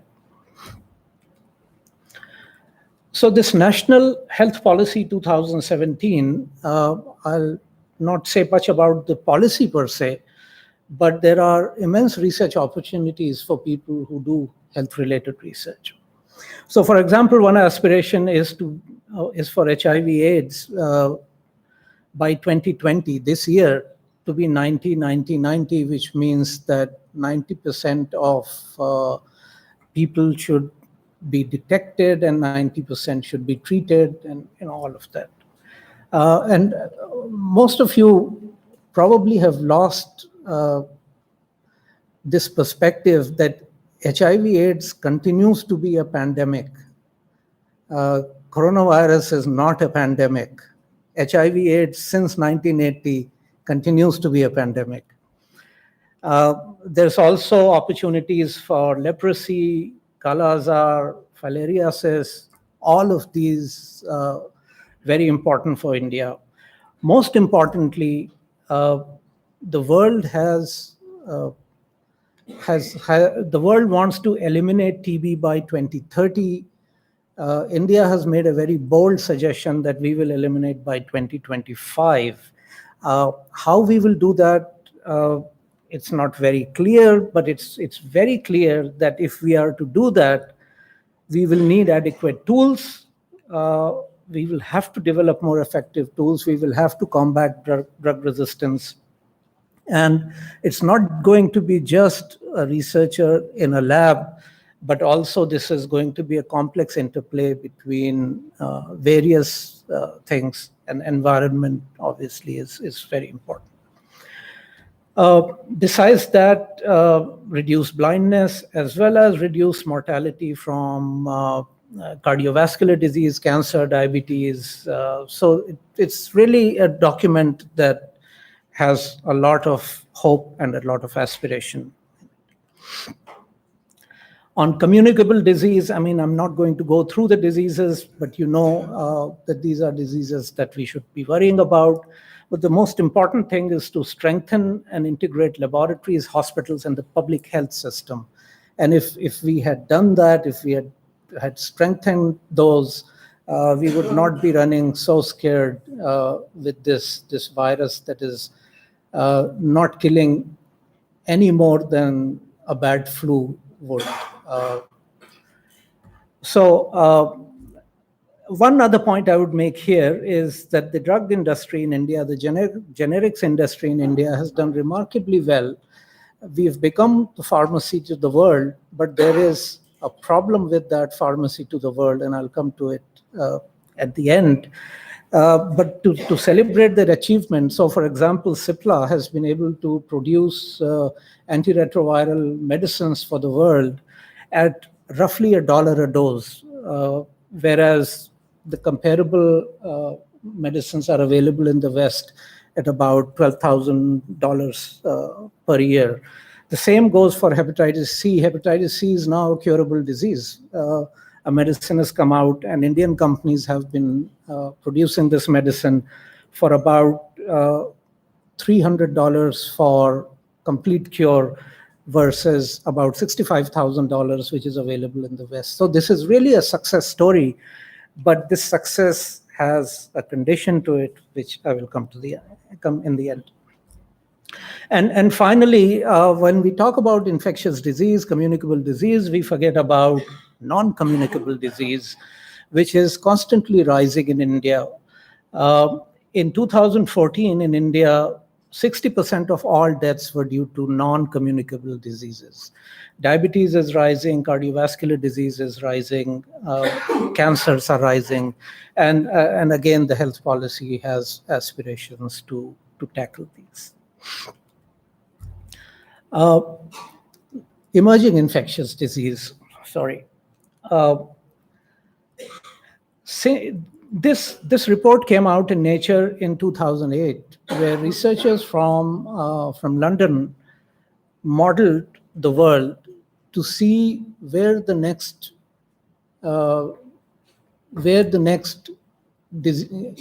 outbreaks will emerge from. So the one fact that you should know is that over the last 4 decades, 75% of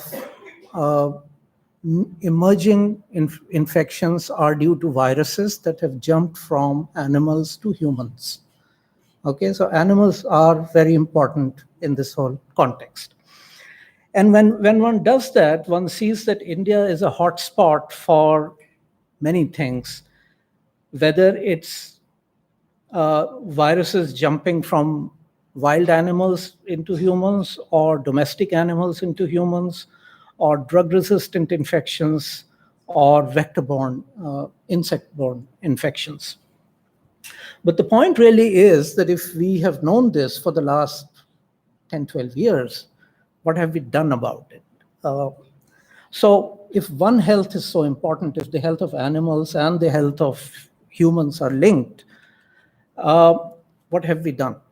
And this is something that I wrote in the Hindu almost 3 years back. India has the highest density in the world of people and animals.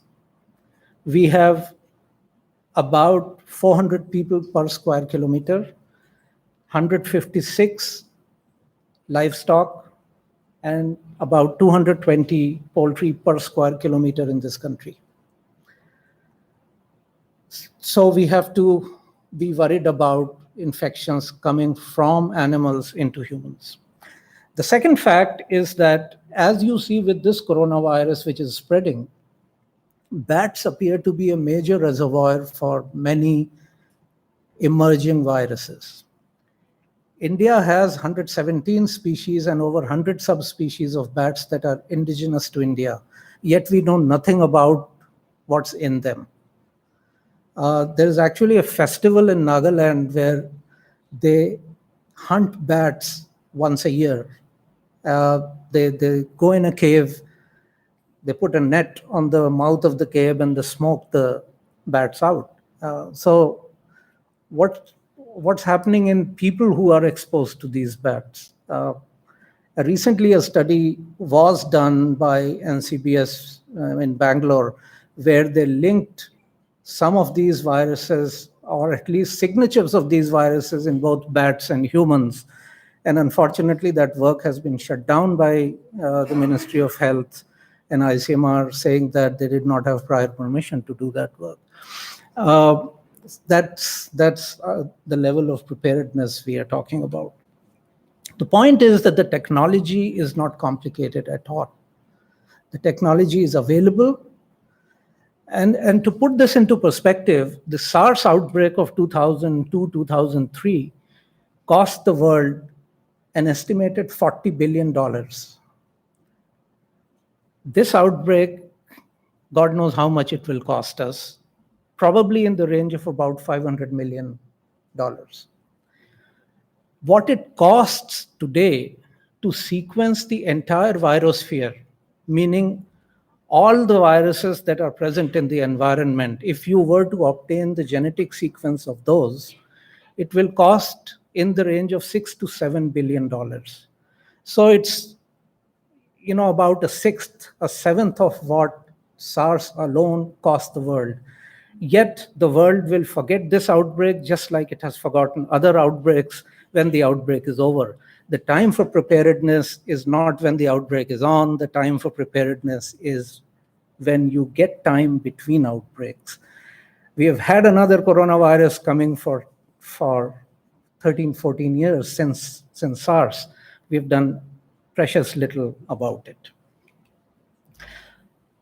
There are also new ways of working now that we must, there are new ways of working. So this is something that some of you may have seen, others may have missed, that artificial intelligence has been used to discover a new antibiotic. This is all predicted, and this antibiotic cures infections that are multi-drug resistant. And in that context, in AI, I'll just quote the work of two of our fellows. Tav Pritesh, who works between AIIMS and IIIT Delhi, has published a paper where he takes the data from ICUs, in pediatric ICUs. He has modeled that data, and now he can predict sepsis setting in children at least 12 hours before it happens. So that gives doctors 12 hours to do treatment. This saves lives. And this is a very new way of doing the work. Pallab at the George Institute uses mobile phones. He has developed an app for cheap mobile phones, which can be given to ASHA workers who go to villages and educate people about mental health. This has been piloting in Andhra Pradesh and Telangana, and the awareness levels have gone from 1% to 13% in terms of seeking care for mental health. My final point is that we should start considering health security as a national security issue. Our generic pharma industry is great, but 75 to 85% of the active pharma ingredients for this industry are coming from China. China is shut down right now. Almost the entire active pharma ingredient for psychosomatic drugs is made by one company, which is based in Wuhan. Shut down. What will it do to our drug industry? In 1991, India imported only 0.3% of APIs. Today, we import 85% of APIs. And this is because we want cheap medicine. We have price control. Indian companies cannot make it at the cost that China is providing. So the point is that we must invest in things like this, because national security is not just about buying arms and tanks. It's also about health. What if China decides tomorrow it will not sell APIs to India? What will we do? I'll end at that. Thank you. Thank you very much. I have organizers should have made this a one-day conference. I mean, each talk is getting more and more exciting. So let me go now to invite our next speaker, who is Professor T. Jayaraman, who has just joined us as Senior Fellow at MSSRF Climate Change Program. Most recently, he was Chairperson of the Center for Science, Technology and Society. So he was, can you hear me? Hello?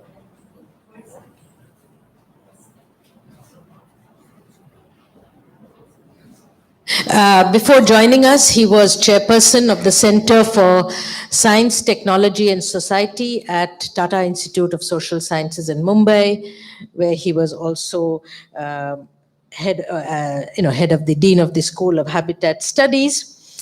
He started his life as a theoretical physicist and was at ICTP in Trieste when we first met, I think. So there are again parallels here. I won't go into a long list of publications and so on, but he has been on several of the Indian government negotiating teams at the UN climate change talks, most recently in Paris about 10 days ago. So I'll stop with that brief introduction, and I'll be very strict with your time. Yeah. That's fine, I think.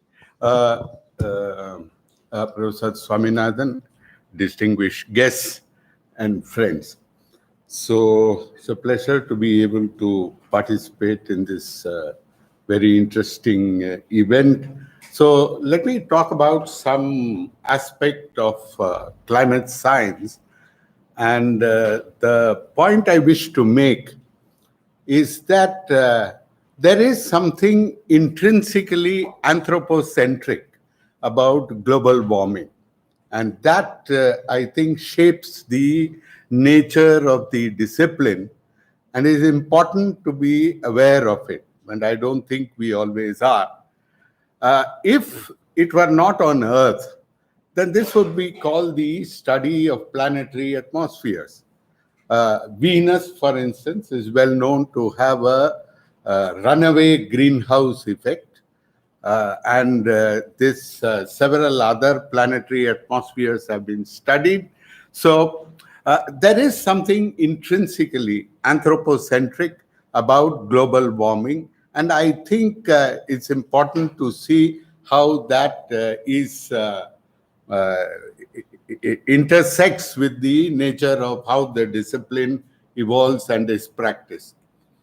So in science, in the sociology and philosophy of science, there is a very useful way to think about it, is to ask the question, where do our scientific questions come from? And I think the idea somehow that it came from the genius of the scientists has long been set aside. And so people talk of what is called the context of discovery versus the context of justification. So the questions that science asks do not necessarily arise only from the internal logic of science.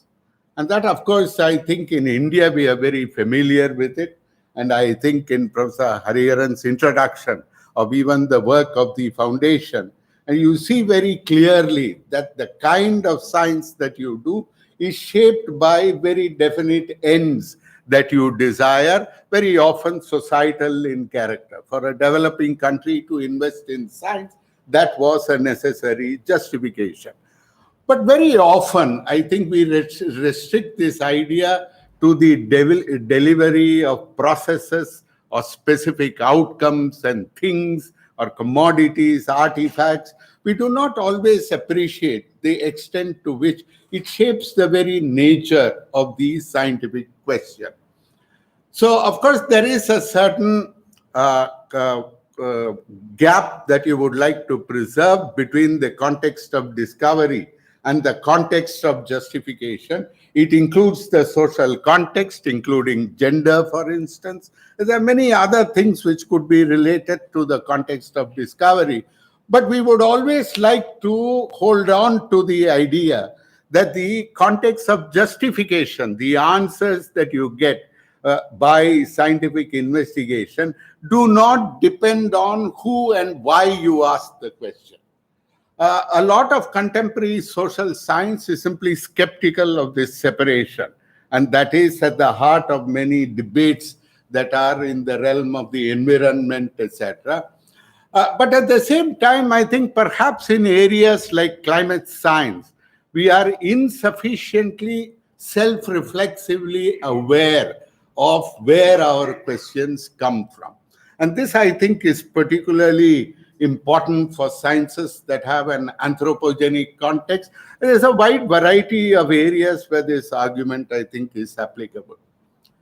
So, of course, this is about nature at 150, and climate science is perhaps the newest arrival in the portfolio of nature, though, of course, individual publications have been there.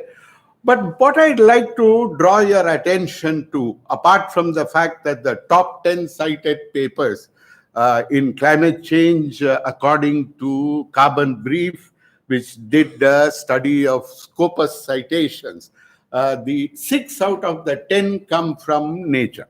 So I've given you the list, but that's not what I really want to focus on so much, but also to draw your attention to the fact that nature is very influential through both its editorials and its comments. And in fact, today, one of the headline news that you can see today in climate change has to do with a recent comment that appeared in the pages of Nature. So the editorials are very influential. They are often cited. They have the status of scientific citations. by default. And there's a very interesting study that points out that from 1 per year around 1988, from 2004 onwards, it's at least 10 per year. So it's a lot of attention that is paid. And here this brings me to perhaps what we should add to when we talk of context of discovery, context of justification, also something about the context of dissemination. Dissemination, I think, is perhaps at one level understood as how we communicate our science. But I think we often do not realize, or perhaps are insufficiently aware, that we in that process present our reading and understanding of the world around us. And I think therein lies a gap that, we need to study. And in climate and climate policy, this is quite starkly evident.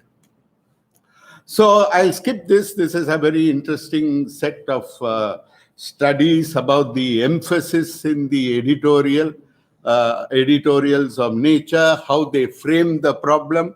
And there is a comparative study of what Nature does and science does. But it's very interesting. This one is, if you look at the percentage of editorials over the years and the kind of emphasis that is brought to the framing. Do you think of it as a global problem? Do you think of it as an urgent problem? Or do you think of it as, quote unquote, a policy issue? So by and large, the global aspect remains important, still dominates. And urgent is picking up, as is very evident from recent media trends. And of course, there is also the policy aspect. A point to remember here is that that the paper makes, I think, fairly convincingly, that it is not simply about nature expressing itself.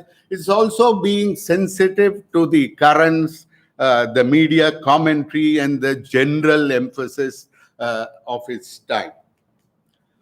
So let me, I think, illustrate the original point that I started with one particular example. It's something I happen to be familiar about. We can extend it to many other areas. So in the framing of questions in climate science, I think we can broadly distinguish, for the purposes of my discussion, two periods.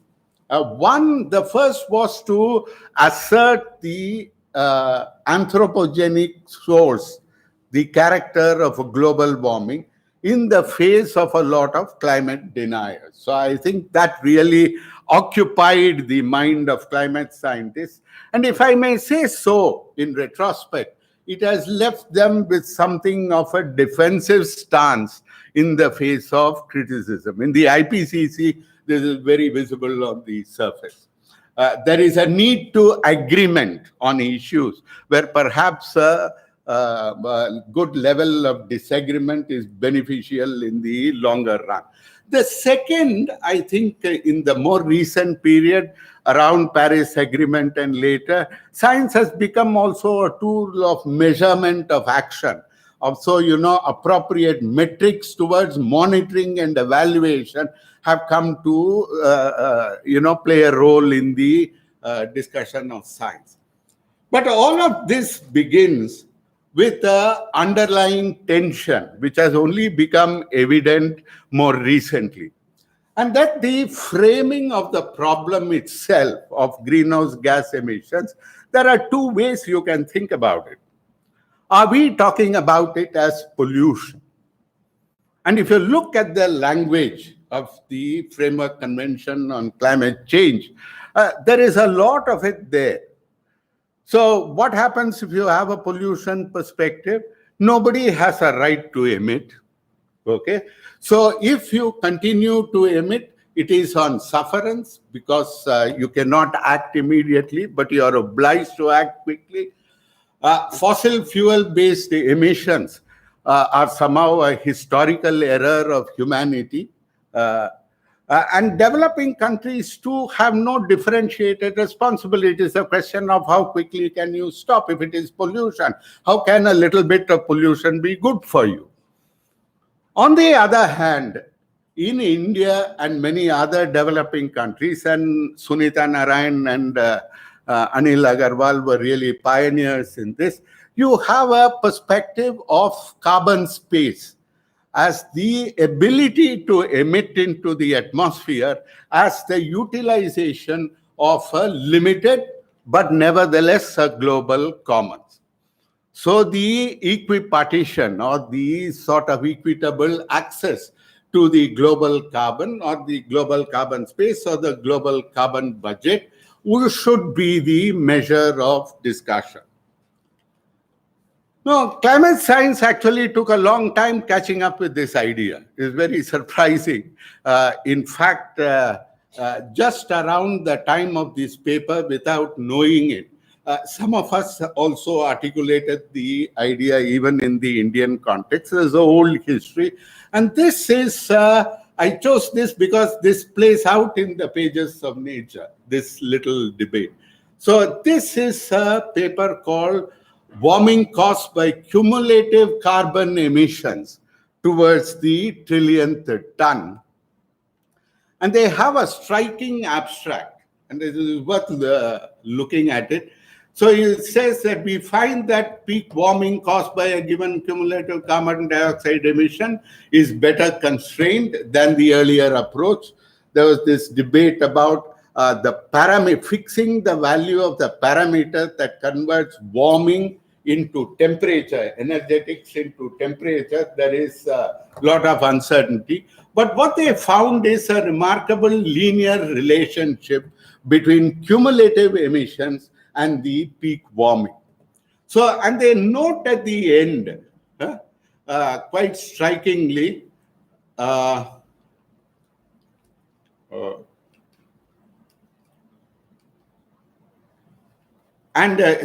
they note strikingly, hence policy targets based on limiting cumulative emissions of carbon dioxide are likely to be more robust to scientific uncertainty.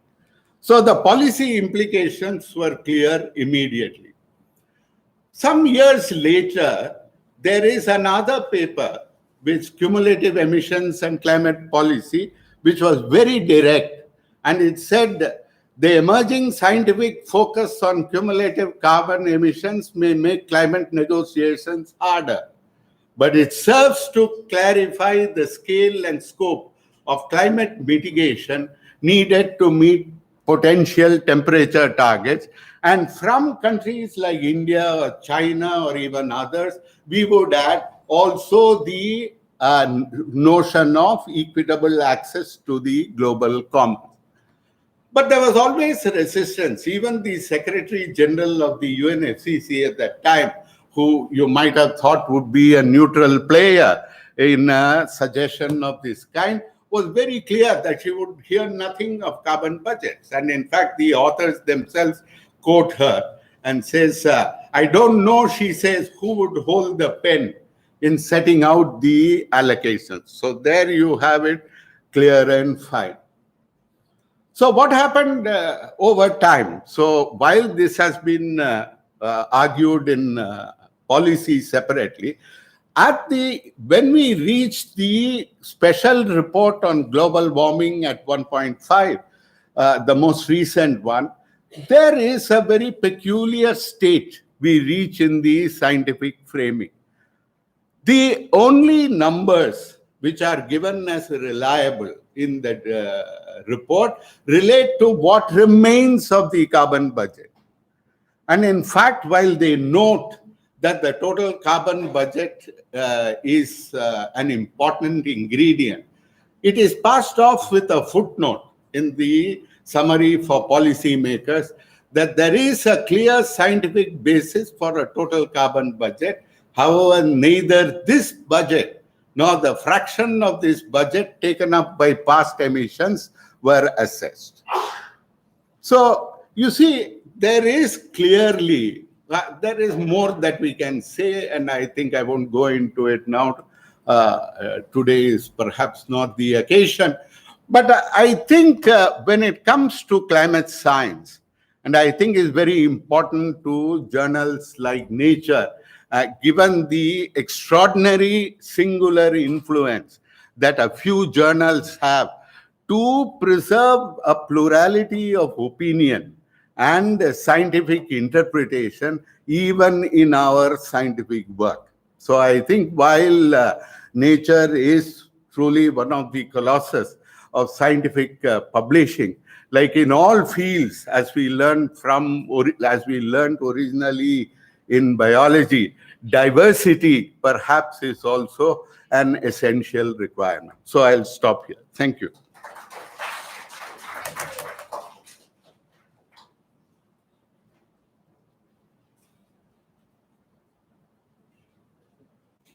Very much, Professor Jayaraman. We turn to our penultimate speaker, Dr. Sandhya Kaushika from the Tata Institute of Fundamental Research in Mumbai, who was also at NCBS in Bangalore earlier. She is a neuroscientist and has won many awards, including the Early Career Award by the Howard Hughes Medical Institute, and is going to talk to us about future of innovation. Welcome, Sandhya. About 15 minutes, please. We don't need that.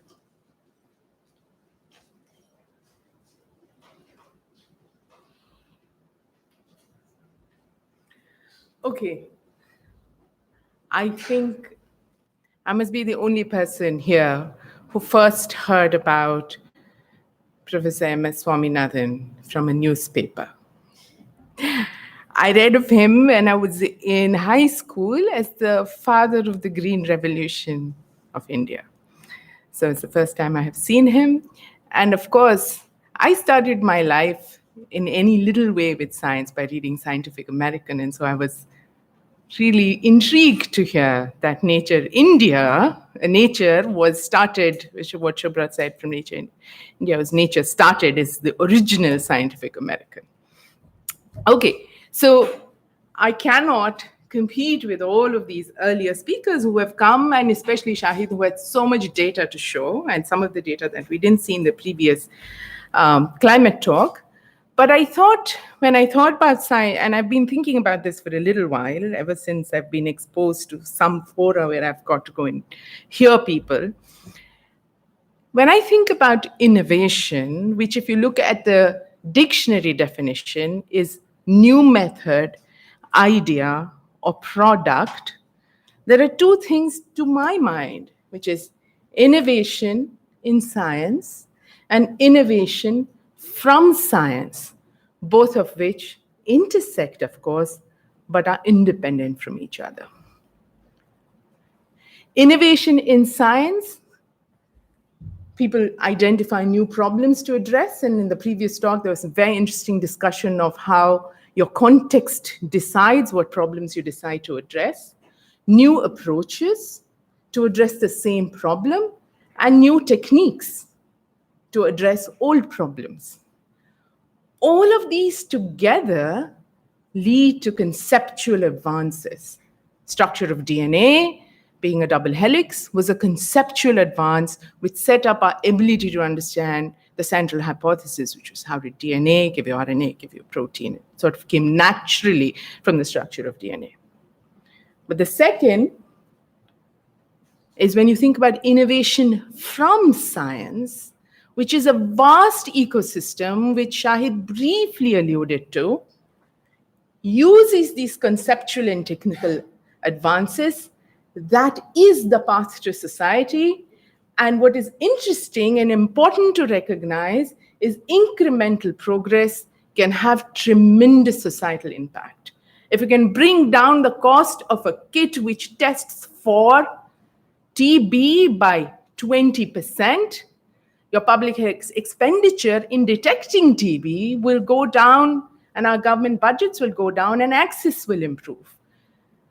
This kind of small incremental change is typically not appreciated when you have innovation in science, because the goals of both of those are very different. One is to understand problems that are, inspired by what happens around us in nature. And one of them, the other, is to provide ways to address the problems that societies face. So what does innovation need? Innovation in science. I cannot really speak about innovation from science because I am not a person who works in that sector. I'm a basic scientist working in a research institute. But I'm going to say that whether I get to the end of my talk or not, it doesn't matter, but I just wanted to put this out there. And the big and the hardest change for India in having innovation in science, and possibly even from science, is cultural. True innovation requires risk-taking, and there are many, many young people here, and I would just step back and say, how many of your parents told you 12th standard, study hard, you have to get into a good college? Please raise your hand. 100%, right? It requires risk-taking. It's really, really good to fail. And I think all of that, as a person who runs a laboratory with some young people, I recognize that among young people, given the culture of risk-taking is not in our DNA, we don't want to fail. Here is my solution. We can discuss it, especially with young people. I think it's exceptionally important to have time off from structured learning and structured training where you go and do whatever the hell you want. It frees up your mind and allows you to take the kinds of risks that you would not normally take. And if only I could convince more young people to do it, I think we would have much better innovation in and from science. Okay? And it's really, really important to be resilient about failure. So what if you fail? Try again, try differently. There are addressable changes and how this can be looked at. One of the things as a practicing scientist, and Shahid would probably laugh at me, and many people would laugh at me, is reward structures in science are severely flawed. We need to recalibrate that. Science is not a business and papers are not a product. And number of PhD students you produce are not, what badges you want on yourself. It's what you contribute through your work, what is the impact that you have on the people you train and on the kind of science you do. And I think there has to be, as a community, we need to be much more honest and not driven by what have often become metrics and what we have imported as success from the West. We have problems that are unique to our society. If you look at NIH funding priorities, they are driven by their country's needs. I would say the best of research in our country is not necessarily driven by our country's needs. And I think it's an important thing that we, as people who are sitting in this room, in apex research institutions, recognize and now begin to develop a new culture. Okay, this is just my view, of course. What else is needed? And this is going to be a long road, but I think these are all steps if we want to make an innovation change in our culture. Not an incremental change, but a systemic change which can address many parts of the problem that arise. Basic good education. STEM, which is not divorced from society. In fact, one of the loveliest things today is how many people spoke about the intersection of STEM fields and society. But if you look at our education system, and we can ask all the young people in the room, few as they are, we do not have this intersection except in few places. It does not happen. They're divorced from each other. and the new education policy attempts to put it in place, but the implementation is going to be a struggle. But there are going to be, and we must make, as practicing scientists, innovative inroads into this, unless we want to lose a generation of students who come up knowing what pH is, knowing how to do a mini prep, maybe how to do an imaging experiment or a particularly complex experiment, but have no sense of how they are grounded in the society that they come from. I would say stable funding is key. The second is, let scientists do what they are good at. India is a very peculiar place, I find, compared to my many colleagues in the rest of the world. And I say this not very lightly. I am a woman scientist in TIFR, where we have less than 10% of women faculty. You will be put on every ridiculous committee just because they want gender representation. They will take you because you're senior, and I have resisted trying to get promoted, and I've been yelled at it, and I'm being very honest here. Because you're senior, you'll be put to do some sort of administration thing. What are scientists good for? You're hired to do science, that's what you're good at it. If you want to communicate science to the public, like Dr. Balasubramaniam did, if you want to become an administrator of science, as Shahid did, power to you and you're good at it, please go ahead and do it. But for the vast majority of people, leave scientists to do what they are good at. People who are good at doing the other things over there, who know how to listen to scientists and their needs. This is my personal opinion. In this, I want to give a shout out. Where biologists lead, will others follow? And I want to give a shout out to India Alliance and the IRMI project, which is started by Savita Iyer. Much more is needed in many more domains, because you need to give the support structures to scientists to focus on science, so that the best ideas get developed to completion and you have innovation within science, so that innovation from science can stand on its own. For the innovation from science, what is very, very clear, and if my limited experience with doing one patent, is you need appropriate and non-onerous regulation, we need transparency, and it would be really help if there wasn't corruption. We should not forget, when we think about innovation in science in terms of ideas or technologies, or from science, when you say we're going to take these ideas to put it to use, equally important is innovation in process. That is, what are the structures in place? Are we doing it very efficiently?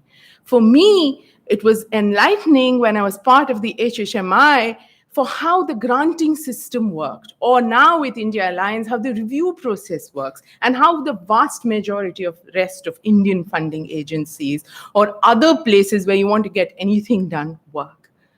Processes need to be efficient. There are people who are very good at looking at this. These are solved problems. We can have local solutions which take into place local constraints, but does not always get deserved attention. Benefits both innovation in and from science. You can have ideas internally as well as ideas from outside the organization. So you can have both intrapreneurs as well as entrepreneurs.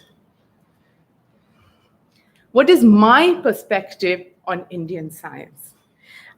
I think many people will not disagree with me, even though I come from largely a life science perspective. It's been amazing to watch, really amazing to watch. It's growth, it's competent, there's good work, there's increasing international recognition.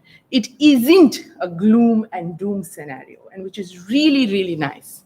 It has been driven by influx of good people and hiring in institutions, and some avenues of good funding in the biological sciences. I give a shout out for India Alliance again, not only for the money that they put, but also for their cultural contribution in terms of bringing to fore science and society, bringing to fore good research management practices, bringing to fore diversity. In every way, they have made good impact. It might be very thin, for a very small number of people. But I think with time, there will be a lot of trickle-down effects as the people that they have nurtured through the system, through that ecosystem, leave it and contribute in an interesting way. The problem that I see, and it's one which again Shahid alluded to, is a system of have and have-nots. And the have and have-nots divide not only between universities and research institutes, but also people who have big funding and people who don't. The haves and have-nots are also people who come from, certain parts of the country are better represented than others. Certain economic class is better represented than the other in people who get opportunity.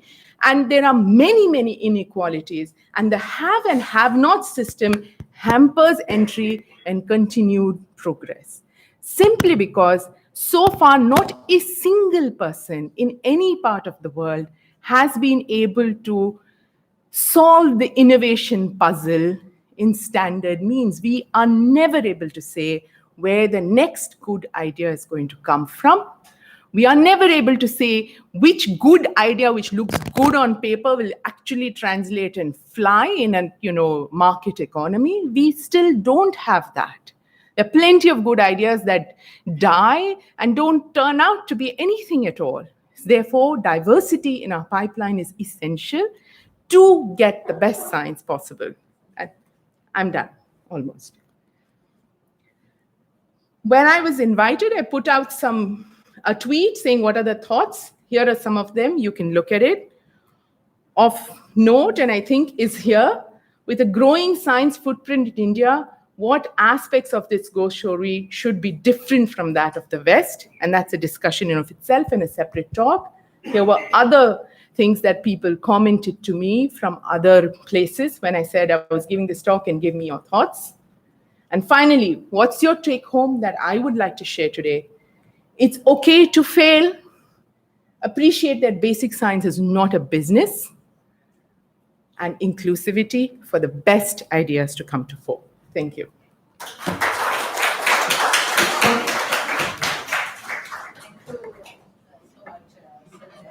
I think this leads very nicely into our last speaker, Dr. P. Ramasamy, who many of you know, who has a long career at the Central Leather Research Institute, which is a neighbor here, probably director, and then, of course, Secretary to the Government of India. He has not only many scientific publications, but also patents, and but rather body, of course.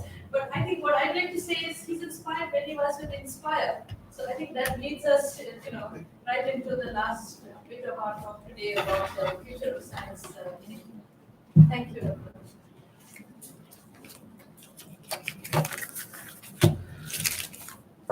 Professor Swaminathan, the friends of MSSRF, Friends of Nature India, Ramasamy's friends, and of course, all friends here, very good afternoon.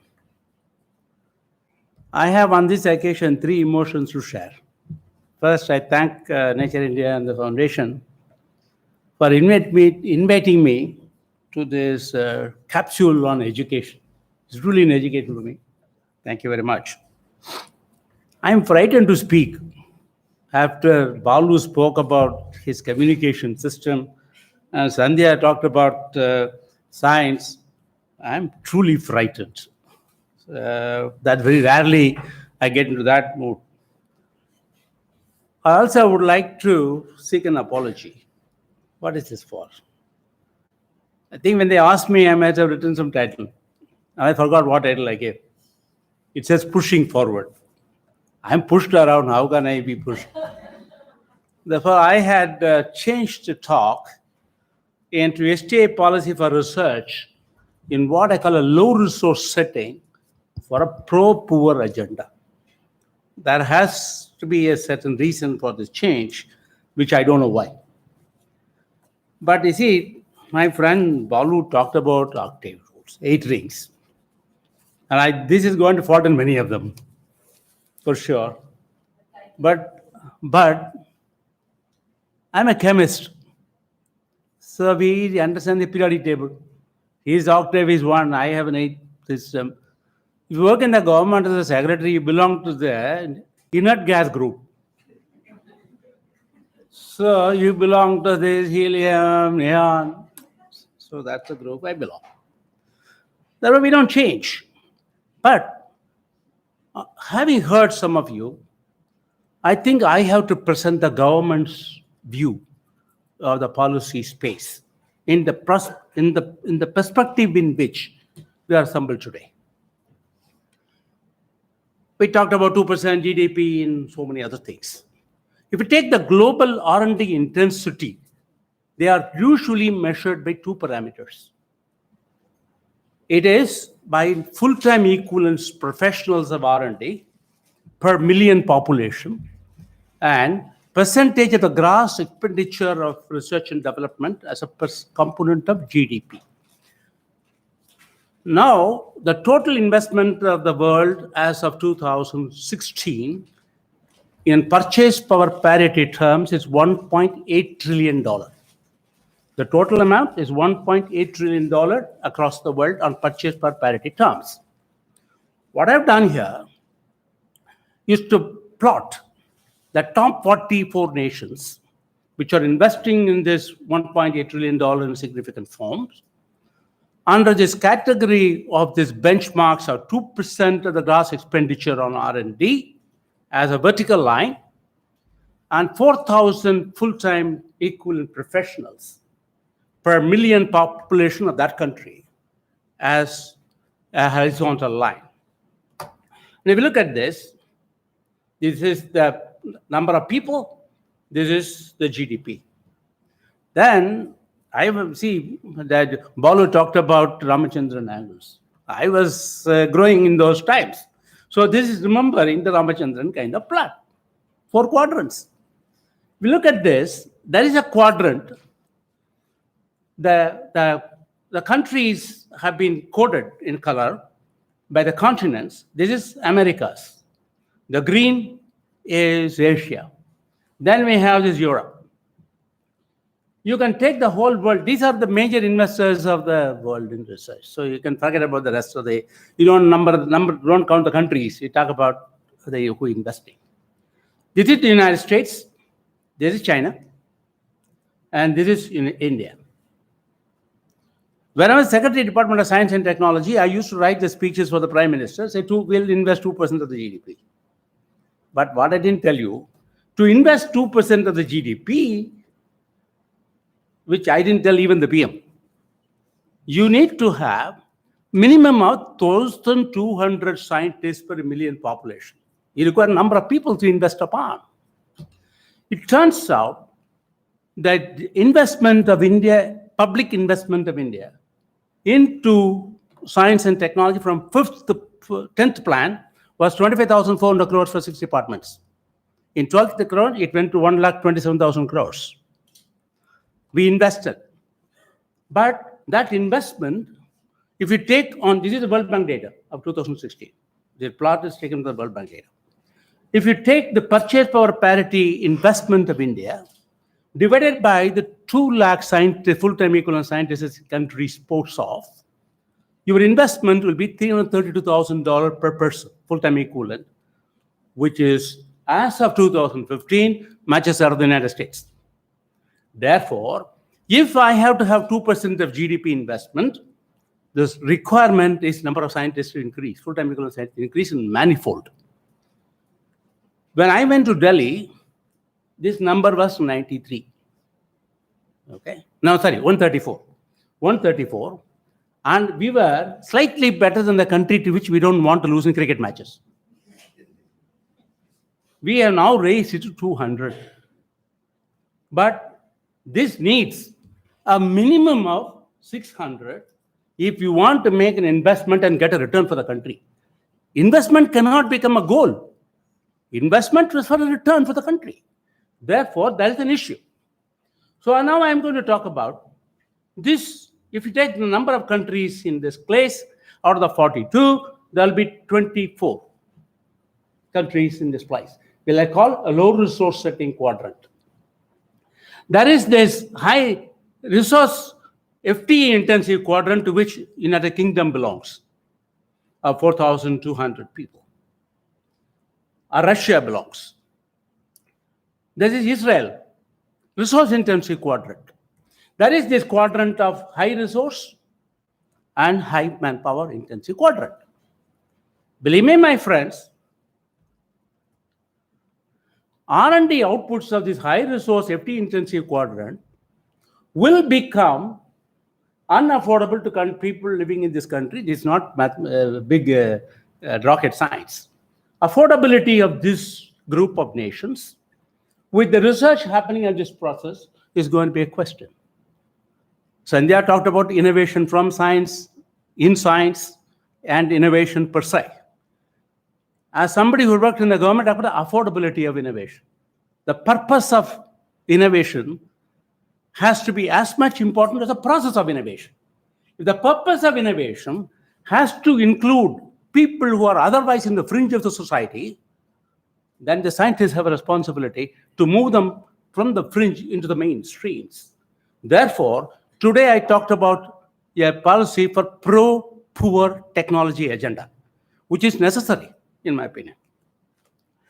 Now, having said this, there's a famous Ramachandran angles, 5-side plots, dihedral angles we know. We can go back and look at these quadrants, and we take them as low resource quadrant, FT intensive quadrant, high resource, high FT intensive quadrant, and of course, resource intensive quadrant.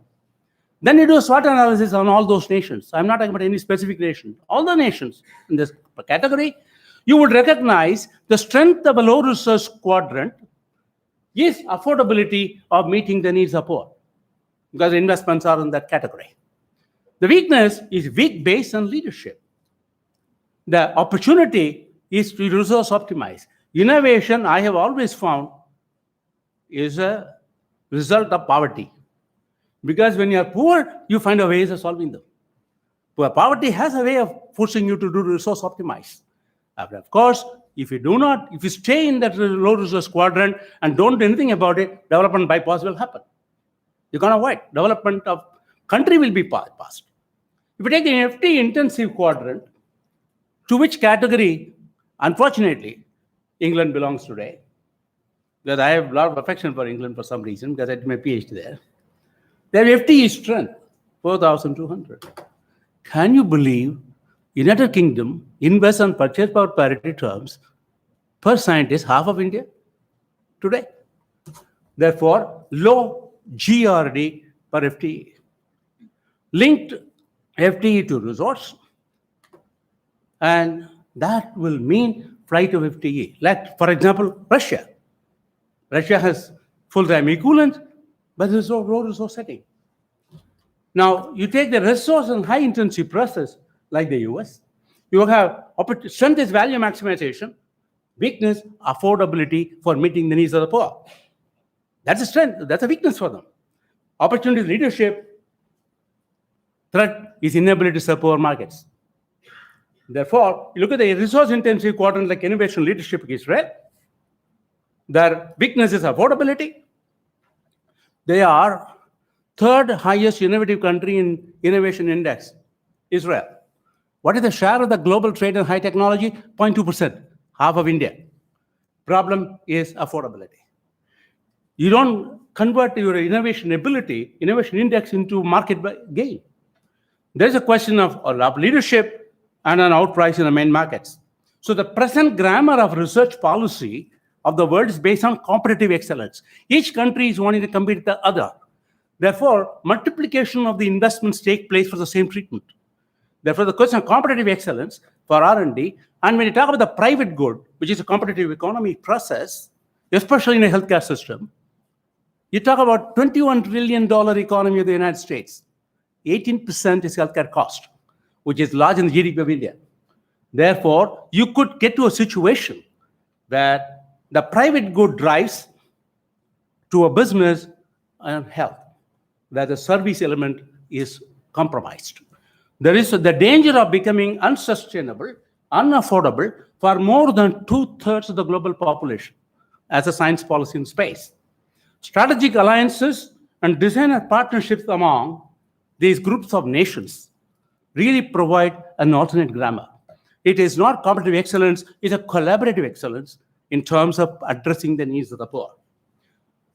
If we take this per investment per scientist, full-time equivalent scientist of $330,000 per year, and look at 7.5 billion population, at a level of 1,200 scientists per million population of the China, it would cost $2.97 trillion per year. At the level of Canada, 4,000 scientists per year, it will cost $9.9 trillion per year.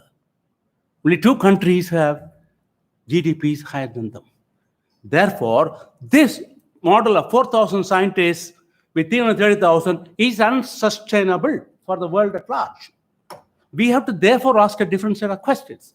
There are 35 nations in low-income group and 55 nations which are grouped as low-middle income group, to which we belong. Out of that 90 nations investment of 2015-16, our share is 90%. Therefore, these 90 nations require one of us to find a solution for them. This is a reality. Therefore, India's share of total investments being 90%, she enjoys it, and she also has, as Sanjay was very nicely saying, that we have good ambience to do good science. We have a developed R&D base, although smaller in size for the population base, operate in low resource setting.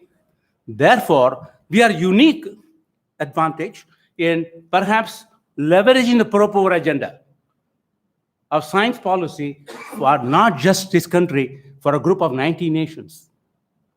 The Vasudhaiva Kudumbakam as a cultural system, therefore, India's science policy must have a pro-poor agenda in its grammar. I group the nations. There are small and developing countries. Their basic priority is to catch up with the world. There are small and developed countries, they have to remain competitive, like Israel, like Finland. There is this large and developed United Kingdom and the US. They have to remain advanced. Therefore, they must invest into science. There is a large and developing, like ours, to spread the development access across the social structure is a priority that needs to do, and therefore this haves and have-nots is not just for doing science, but also for living, which is important. Therefore, if you look at this total policy space of the world, how these policies have been changing, my friend talked about, Balu talked about India having scientific policy resolution when we're just developing. Investment into science as a friend of science. Now we're looking at this in those days, the science of the world, science policy of the world, so India's science policy resolution 1958 is ahead of the policies of the developed countries. But what was that? 1950 social contract metaphor, the country perspective for developmental agenda. The model 2, which is triple helix, where the triple helix is university, industry, government. That's the policy academics.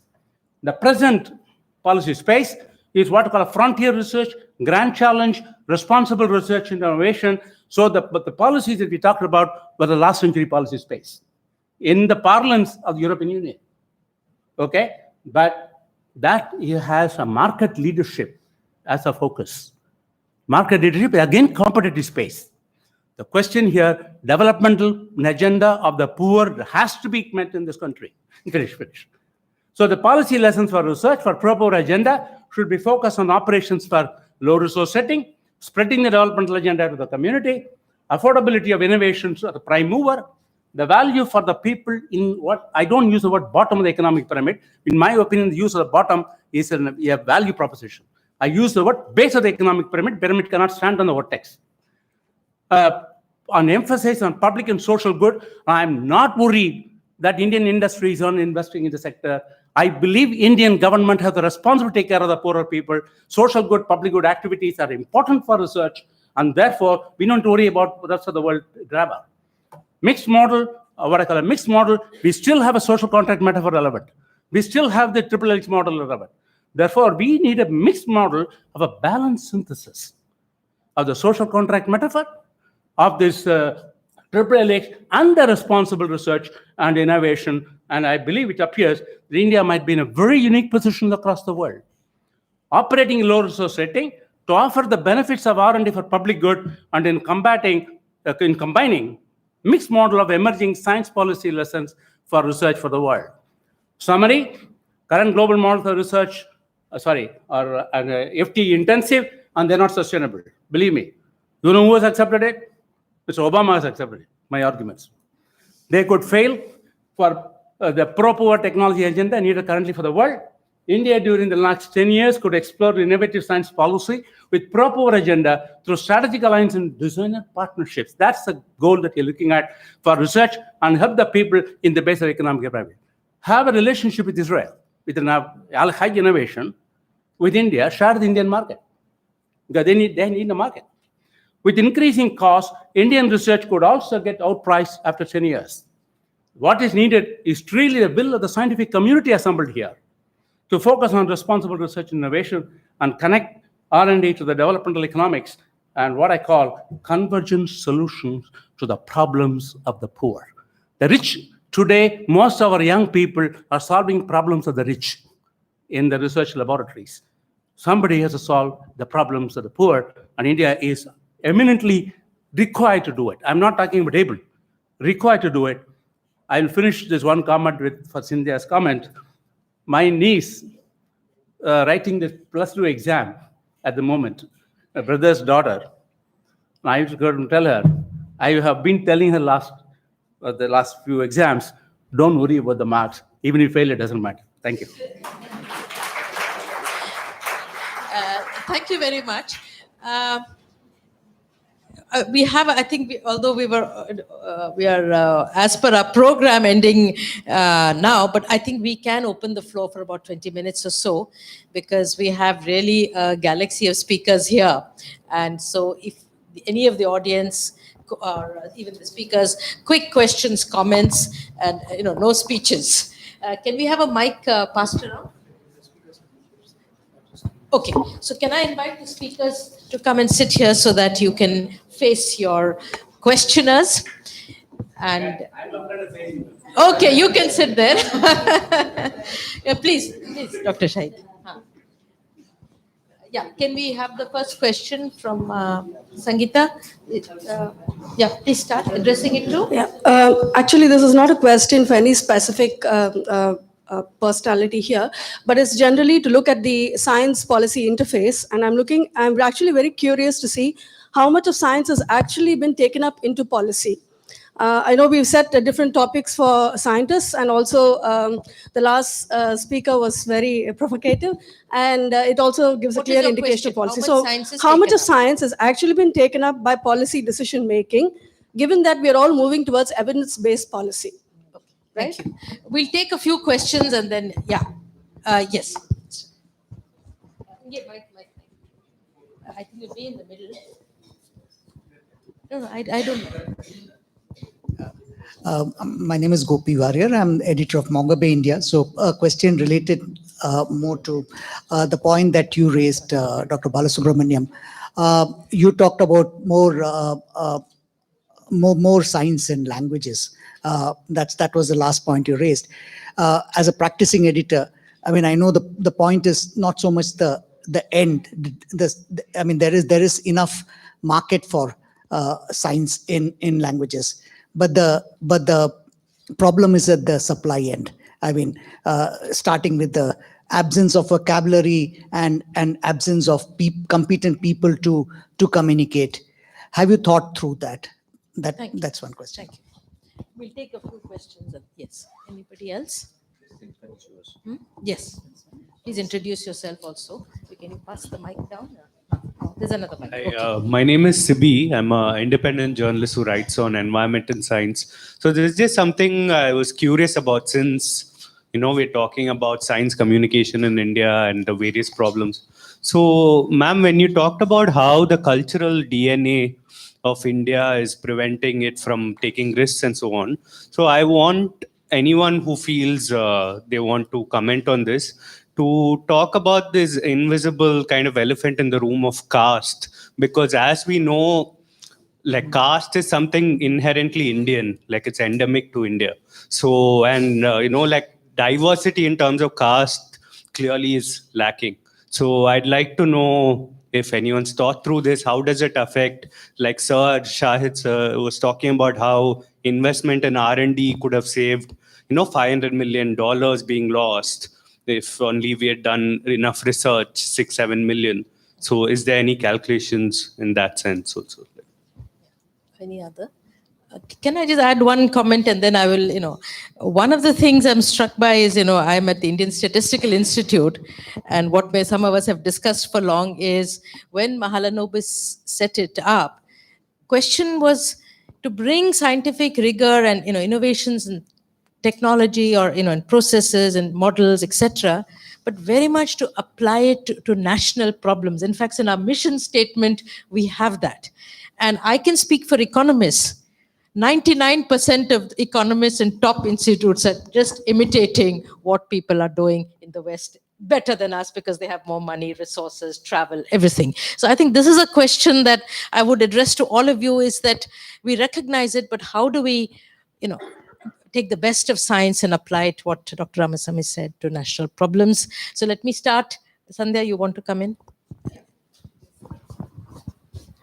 Actually, that's something, the point that you raised is something I have thought about for ever since I came back to India, and I saw, which I didn't appreciate, is how many young people there are. And what is therefore the role of you as a scientist who's trained internationally and therefore has the Western perspective and works on problems that you're best suited for what you are trained for, as opposed to necessarily being inspired by local things. And as I said, it's also choice.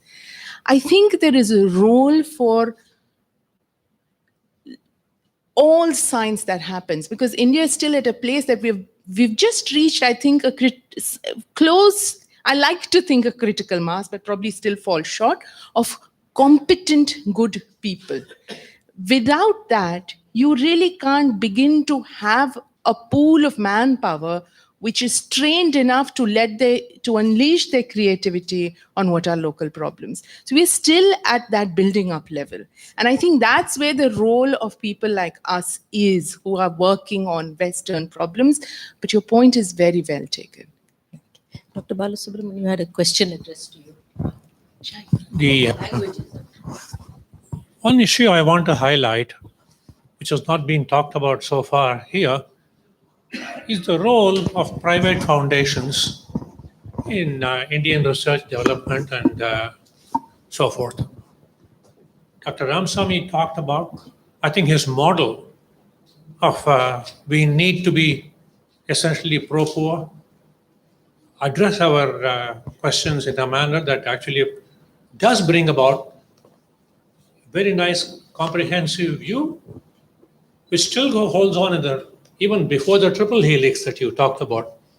So now, apart from the development that has happened, private foundations like the Wellcome Trust, which came in rather late in the game, approximately about 2013, 14, around that time. What is missing, for example, what you're talking about, is the role of private foundations. There are many private foundations that can actually afford. For global health and so on, the Wellcome Trust is one, the Gates Foundation is another, and so on. Aren't there any Indian private foundations at all that can think in terms of the final getting together of the social needs and today's development? In a way, what Ramasamy is talking about is the role of the governments. What will be the role? Despite several of us talking to various private foundations, they're willing to do educational temples, things of that kind. But research, innovative research and so on, name me one or two within India. I think you want to answer that? That would be an important thing. Yeah, so I think what Balu raises is a very valid point. But there is really quite a lot of optimism in India right now. The figures show that private philanthropy in India has grown from about 6,000 crores in 2011 to 70,000 crores in 2018. Now, this is not private philanthropy going to science, obviously. a lot of it goes into health, a lot of it goes into education. Education, it's mainly primary education, hardly any goes to higher education.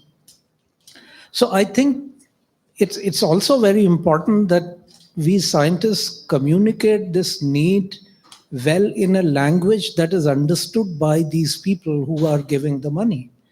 And that brings me to the point of what Balu was saying about better communication of science. And I don't think we are there yet in doing that elevator pitch to somebody who is, has money to invest. The second point I would answer to is what Sandhya raised about doing science where you can create a niche for yourself. And I think all the young people in the audience, it's very important that you work on problems that are, where you can create a niche. If you're going to be dealing with a problem that is also dealt with in the West, they can do it faster, they can do it better. And I can relate this very well because when I was moving back to India, I asked my postdoc mentor I used to work on a hepatitis virus. I asked him, should I continue working on this? And his advice was, yes, you can continue working on this. You will fill small holes here and there. But there is a new virus. It's not even a virus yet. It's a disease which was discovered in India. A physician in Kashmir reported it. Why don't you go talk to him and maybe you can develop something? So that's the first thing I did when I came back to India. I went to Srinagar and talked to him and we established a collaboration. And that was the hepatitis E virus that causes endemic hepatitis in the country. So create a niche for yourself. That's really, really important. Just very quickly, I think this local global context of what you do, the kind of problems you do, is also one must remember that there are issues where this is not really applicable. And the issues I was alluding to is when you talk of global warming, is not an Indian problem. You can do all you want here in India, but if the other guys are emitting, there is a limit to how you can cope with it. So we really need to have our own global vision. And I resonate with the kind of ideas that Dr. Ramasamy put out, because part of that tradition earlier, we saw ourselves in, if you wish, the Nehruvian frame, as not just simply dealing with what we can do in India, but with problems which are common to many developing countries. And that's also, I think, very much in the spirit of the work of the foundation. Yeah. So it's not global or anything. It's to have your own paradigms, do your own thing, and able to look the world in the eye as an equal in science. I mean, that should be our idea eventually. I just wanted actually to add to this that now it's very interesting what Dr. Ramasamy was saying, because in overseas now a lot of the funding framework is shifting towards what is called as global challenges. So rather than basic science, it's shifting to a proper global challenges agenda, and a lot of this is based on collaborative work. And I think that is where capacity is actually to build equal collaborations and equal partnerships, rather than allowing the domination of one form of knowledge, is quite important. So I think we do need to think in terms of a more collaborative spirit of giving and taking. And I think this is where issues of diversity. The second quick point was about really representation of who is represented in these collaborative ventures and in these things. And I think like caste, I would like to say that even gender, despite the Equality Act and so on, continues to be underrepresented within this, and caste definitely so. So I think I totally appreciate your point in terms of bringing diversity on these collaborative teams to do better science. Thank you. Okay, we have a short question, please. Yeah, it's more an observation than a question. I'm Sashi Naya. I head the Press Institute of India, and I'm also editor of its journals. This is just an observation. So I was quite surprised when Professor Nitya Rao and of course Sandhya here mentioned about the gender factor. It's quite surprising that if you're a scientist and if you're a woman who's doing well, the spotlight is on you for all the wrong reasons. That I think is very surprising in today's world, especially when you consider media, because I come from the media and there are a few here. as well. I think women are doing exceptionally well, whether it's online, on television, in print. You see them all over. In the UK, there are women editors now. I think you have four editors, heading newspapers, leading newspapers in the UK. So then why should it not be the case in science? That's one point. On the other side, you look at, the real India. You have women leading from the front and showing the way, and the spotlight is on them for all the right reasons. So what is the overall, I'm sorry, we're running out of time. So your overall point is we don't need that. We have already and we should that's just recognize. an observation I Yeah, made. okay, thank you. No, later. Yeah. See, I'll give you- I am Dr. Balaji, former PCCF Government of Tamil Nadu. Very interesting session. I think about what Sandhya said about innovation. I think more innovations are needed. In fact, in the research problem statement itself, I think we have to have more local problems. See, global issues are there, that is being addressed. But at the same time, whatever problem, say I was director of environment, what are the problems around you? We are not quite often looking at finding solution.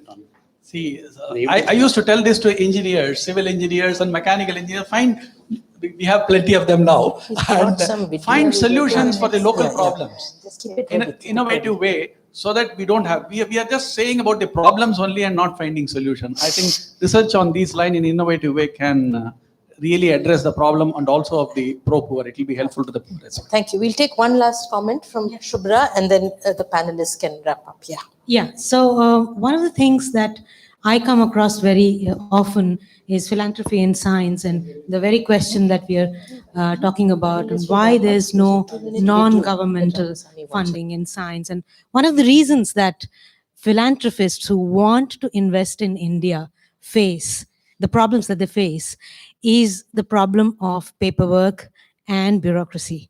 And that, of course, has a lot to do with how much funding can be pushed into India.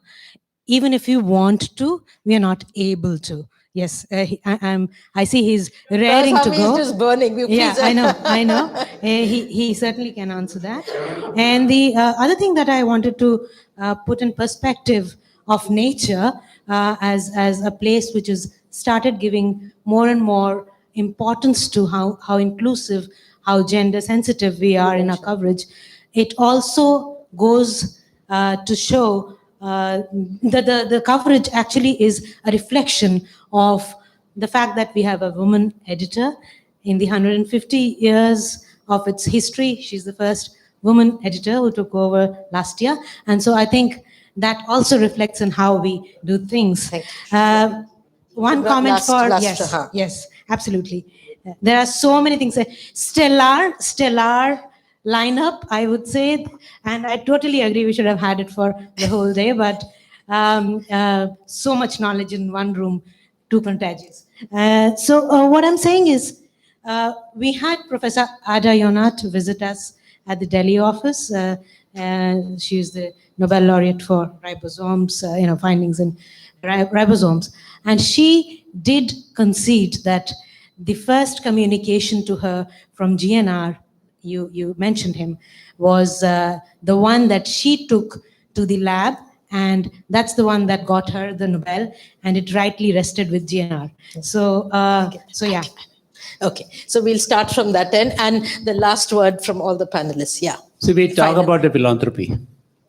Who invested into Tata? Who invested in Institute of Science? Institute of Science it is truly Jamshedji Tata investment. We talk about the paperwork. He offered 50% of his wealth for starting that institute. The idea came from Swami Vivekananda. It was 21 million pounds at that time. And the Curzon gave him 2,500 pounds. That is the paperwork. The institution was started totally with a philanthropic fund in this country long ago. Fundamentally, I think we are talking about investments. She pointed out the critical mass of people is necessary. Research is done by the people, not by the equipment, not by the building. The number of people that you have to create is important. It turns out, my colleague asked for the evidence in policy space. When this INSPIRE scheme was conceived in 2006, we talked about attracting talent to study science and research and career. Let's not go into the numbers. The whole program was based on data and evidence. Okay? And you go look at the 2013 ST, Science, Technology, Innovation Policy of this country, it talks about evidence-based policy formulations. Therefore, we may have all the right grammar, right approaches. And as Sandhya talks about, innovation is never starts, never ending, it's a process. It continues. But building a large country with large of other divisions, other responsibilities of bringing people up, science gets a small share of not just money, even the people. With the 2 lakh as your full-time equivalent positions today, you can create only 8,000 jobs for young people. How young people will come here? Therefore, I think the country has to grow. We as individuals want all the important things happen to this country in our lifetime. India has no lifetime. I like to make a very small system. Basically, can you play this? You see, this is Madame Curie's Nobel lecture.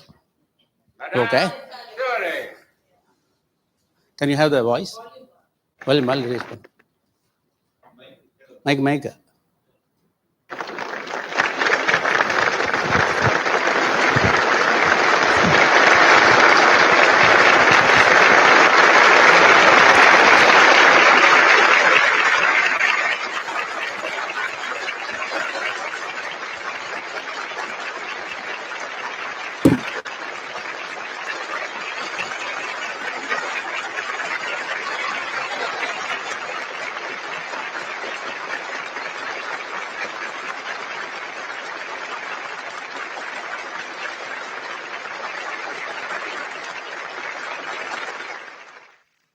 Even now, after 25 years of intensive research, we feel there is a great deal still to be done.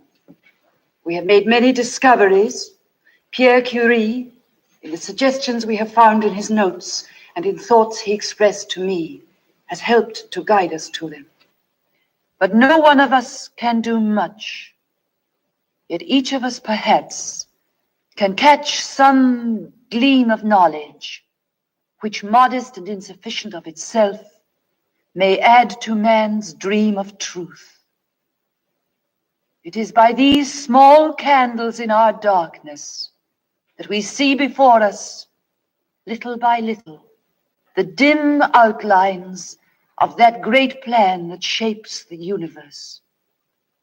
And I am among those who think that for this reason, science has great beauty, and with its great spiritual strength, will in time cleanse this world of its evils, its ignorance, its poverty, diseases, wars, and heartaches. Look for the clear light of truth. Look for unknown, new roads. Even when man's sight is keener far than now, divine wonder will never fail him. Every age has its own dreams. Leave then the dreams of yesterday. You take the torch of knowledge and build the palace of the future.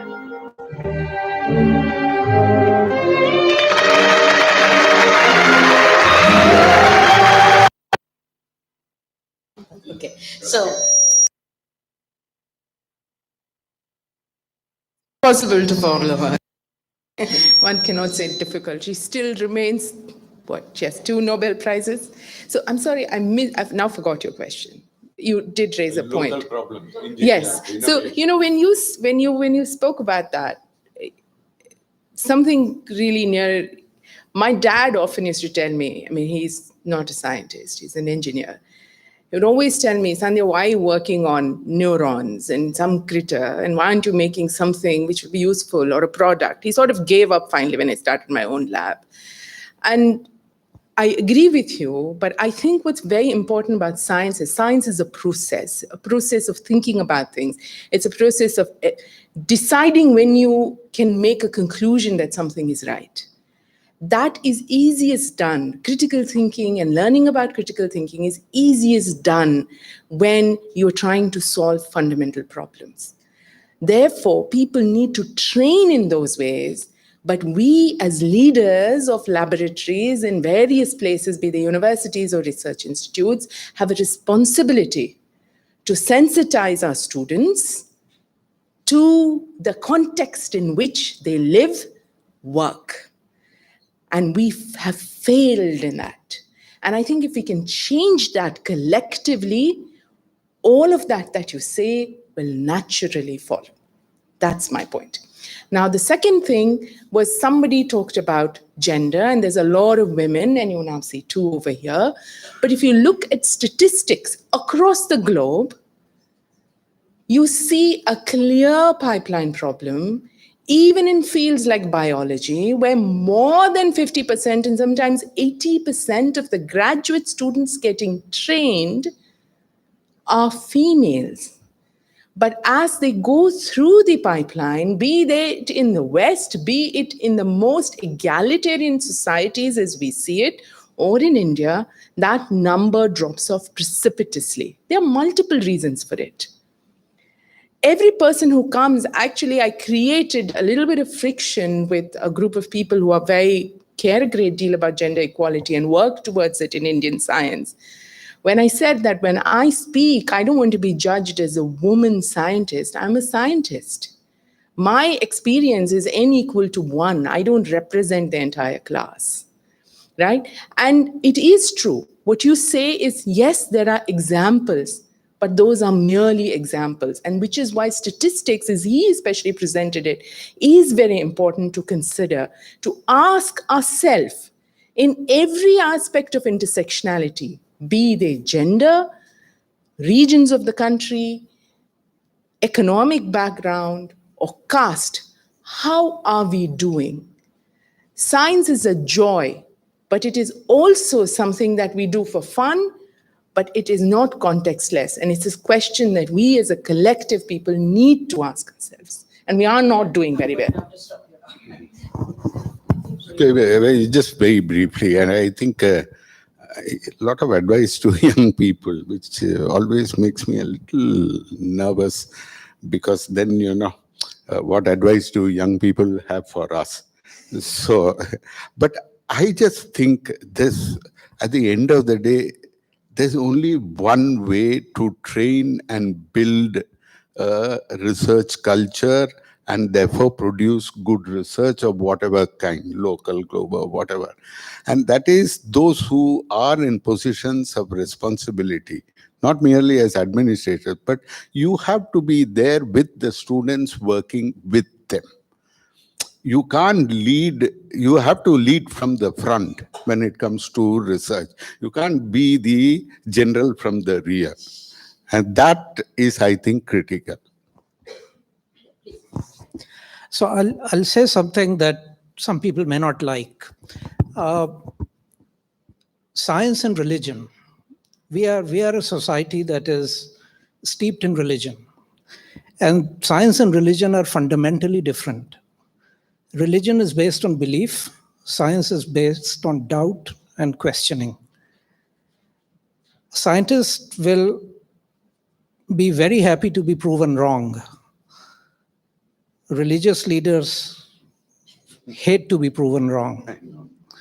So, this is a very cultural thing in India. And just yesterday in our parliament, an MP was raising a question about how some people are going around saying that certain animal products can prevent coronavirus infection. And the Vice President of India, the chairman of Rajya Sabha, stopped this MP and said, well, people can have their beliefs. That's some science for you. Yeah, Thank you. I think that's really an important point. I think just one other thing which I have learned is, in terms of actually practicing also interdisciplinarity and multidisciplinarity, that respecting each other. I think being a social scientist, often we are told that you can give case studies or boxes to fit into pure science. And I think the two really enrich each other from what we've been talking about, that if science is really for society or for a pro-poor agenda, then I think breaking also some of these power hierarchies, respecting each other as scientists and working together, I think is really key. Thank you.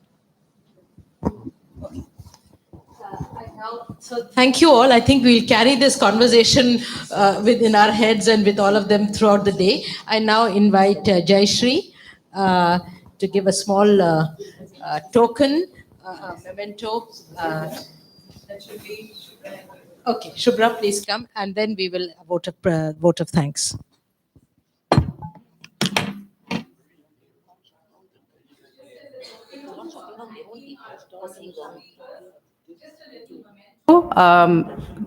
From Professor Balasubramaniam first.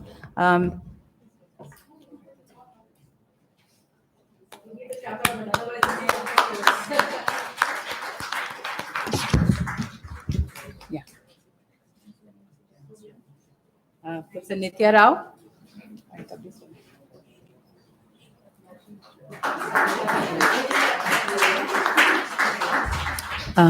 Dr. Shahid Jamil.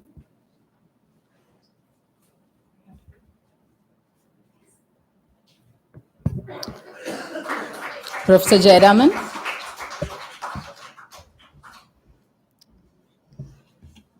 Dr. Sandhya Kaushika. Yeah, I already announced.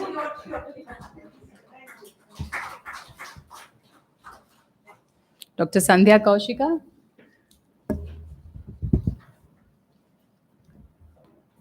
And Professor Ramsamy, please.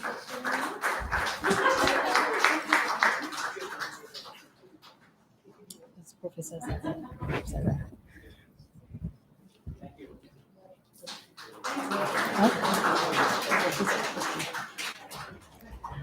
So to just sum up what has been a very, very amazing learning experience, when we thought of this first as, having a commemoration of the 150 years of science through the pages of nature, we planned on something simpler, to be very frank.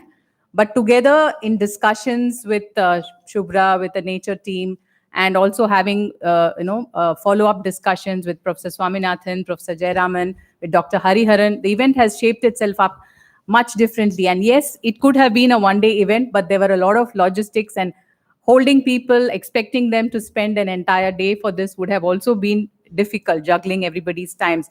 But a very big thank you to all the speakers. First, you have been amazing, and we hope we can transcribe and we can put together what we have heard today. That will be very valuable. And also for your consent, for sharing your valuable time. I think Dr. Jamil was in between two board meetings. So was Dr. Sandhya was in between another meeting, and on flight, they were preparing their presentation. So we really, really value your time that you have given for this, and to all of you. And to Professor Swaminathan, who first thought about this idea, he's left, but he's been the inspiring force behind many brilliant ideas. To Dr. Madhura Swaminathan, who stepped in and moderated and has been very enthusiastic about this event from the time we started discussing. Dr. Hariharan and Professor Jayaraman, who have internally been the sounding boards for the various discussions. To the team of people who've been working seamlessly on the IT, Rajamanikam, Guru, Kanappan, can we have a hand for them, please? I mean, they work really silently, but it's a great team. And to the others who have been helping, Christy on the media and social media, to Janaki Raman, I don't know, Shakti, are they around, or they're busy organizing? Shakti, Suresh, all the logistics, the food, everything that you see, it's all been here. So it's been a lot of work, and to the entire MSSRF team and to all those outsiders who have come, thank you all very much. It's been a privilege that we could organize this, and we hope to continue this, this collaboration in the future as well. So thank you very much. Did I say thank you, Shubhra? I did. So thank you very much to Nature for having been a wonderful and valuable partner. Professor Swaminathan mentioned this morning that he thinks it's a very rare event. MSSRF has had many seminars, we've had many dialogues, but I think this is the first time that we've done such a collaboration, and it is precious for us. So thank you very much.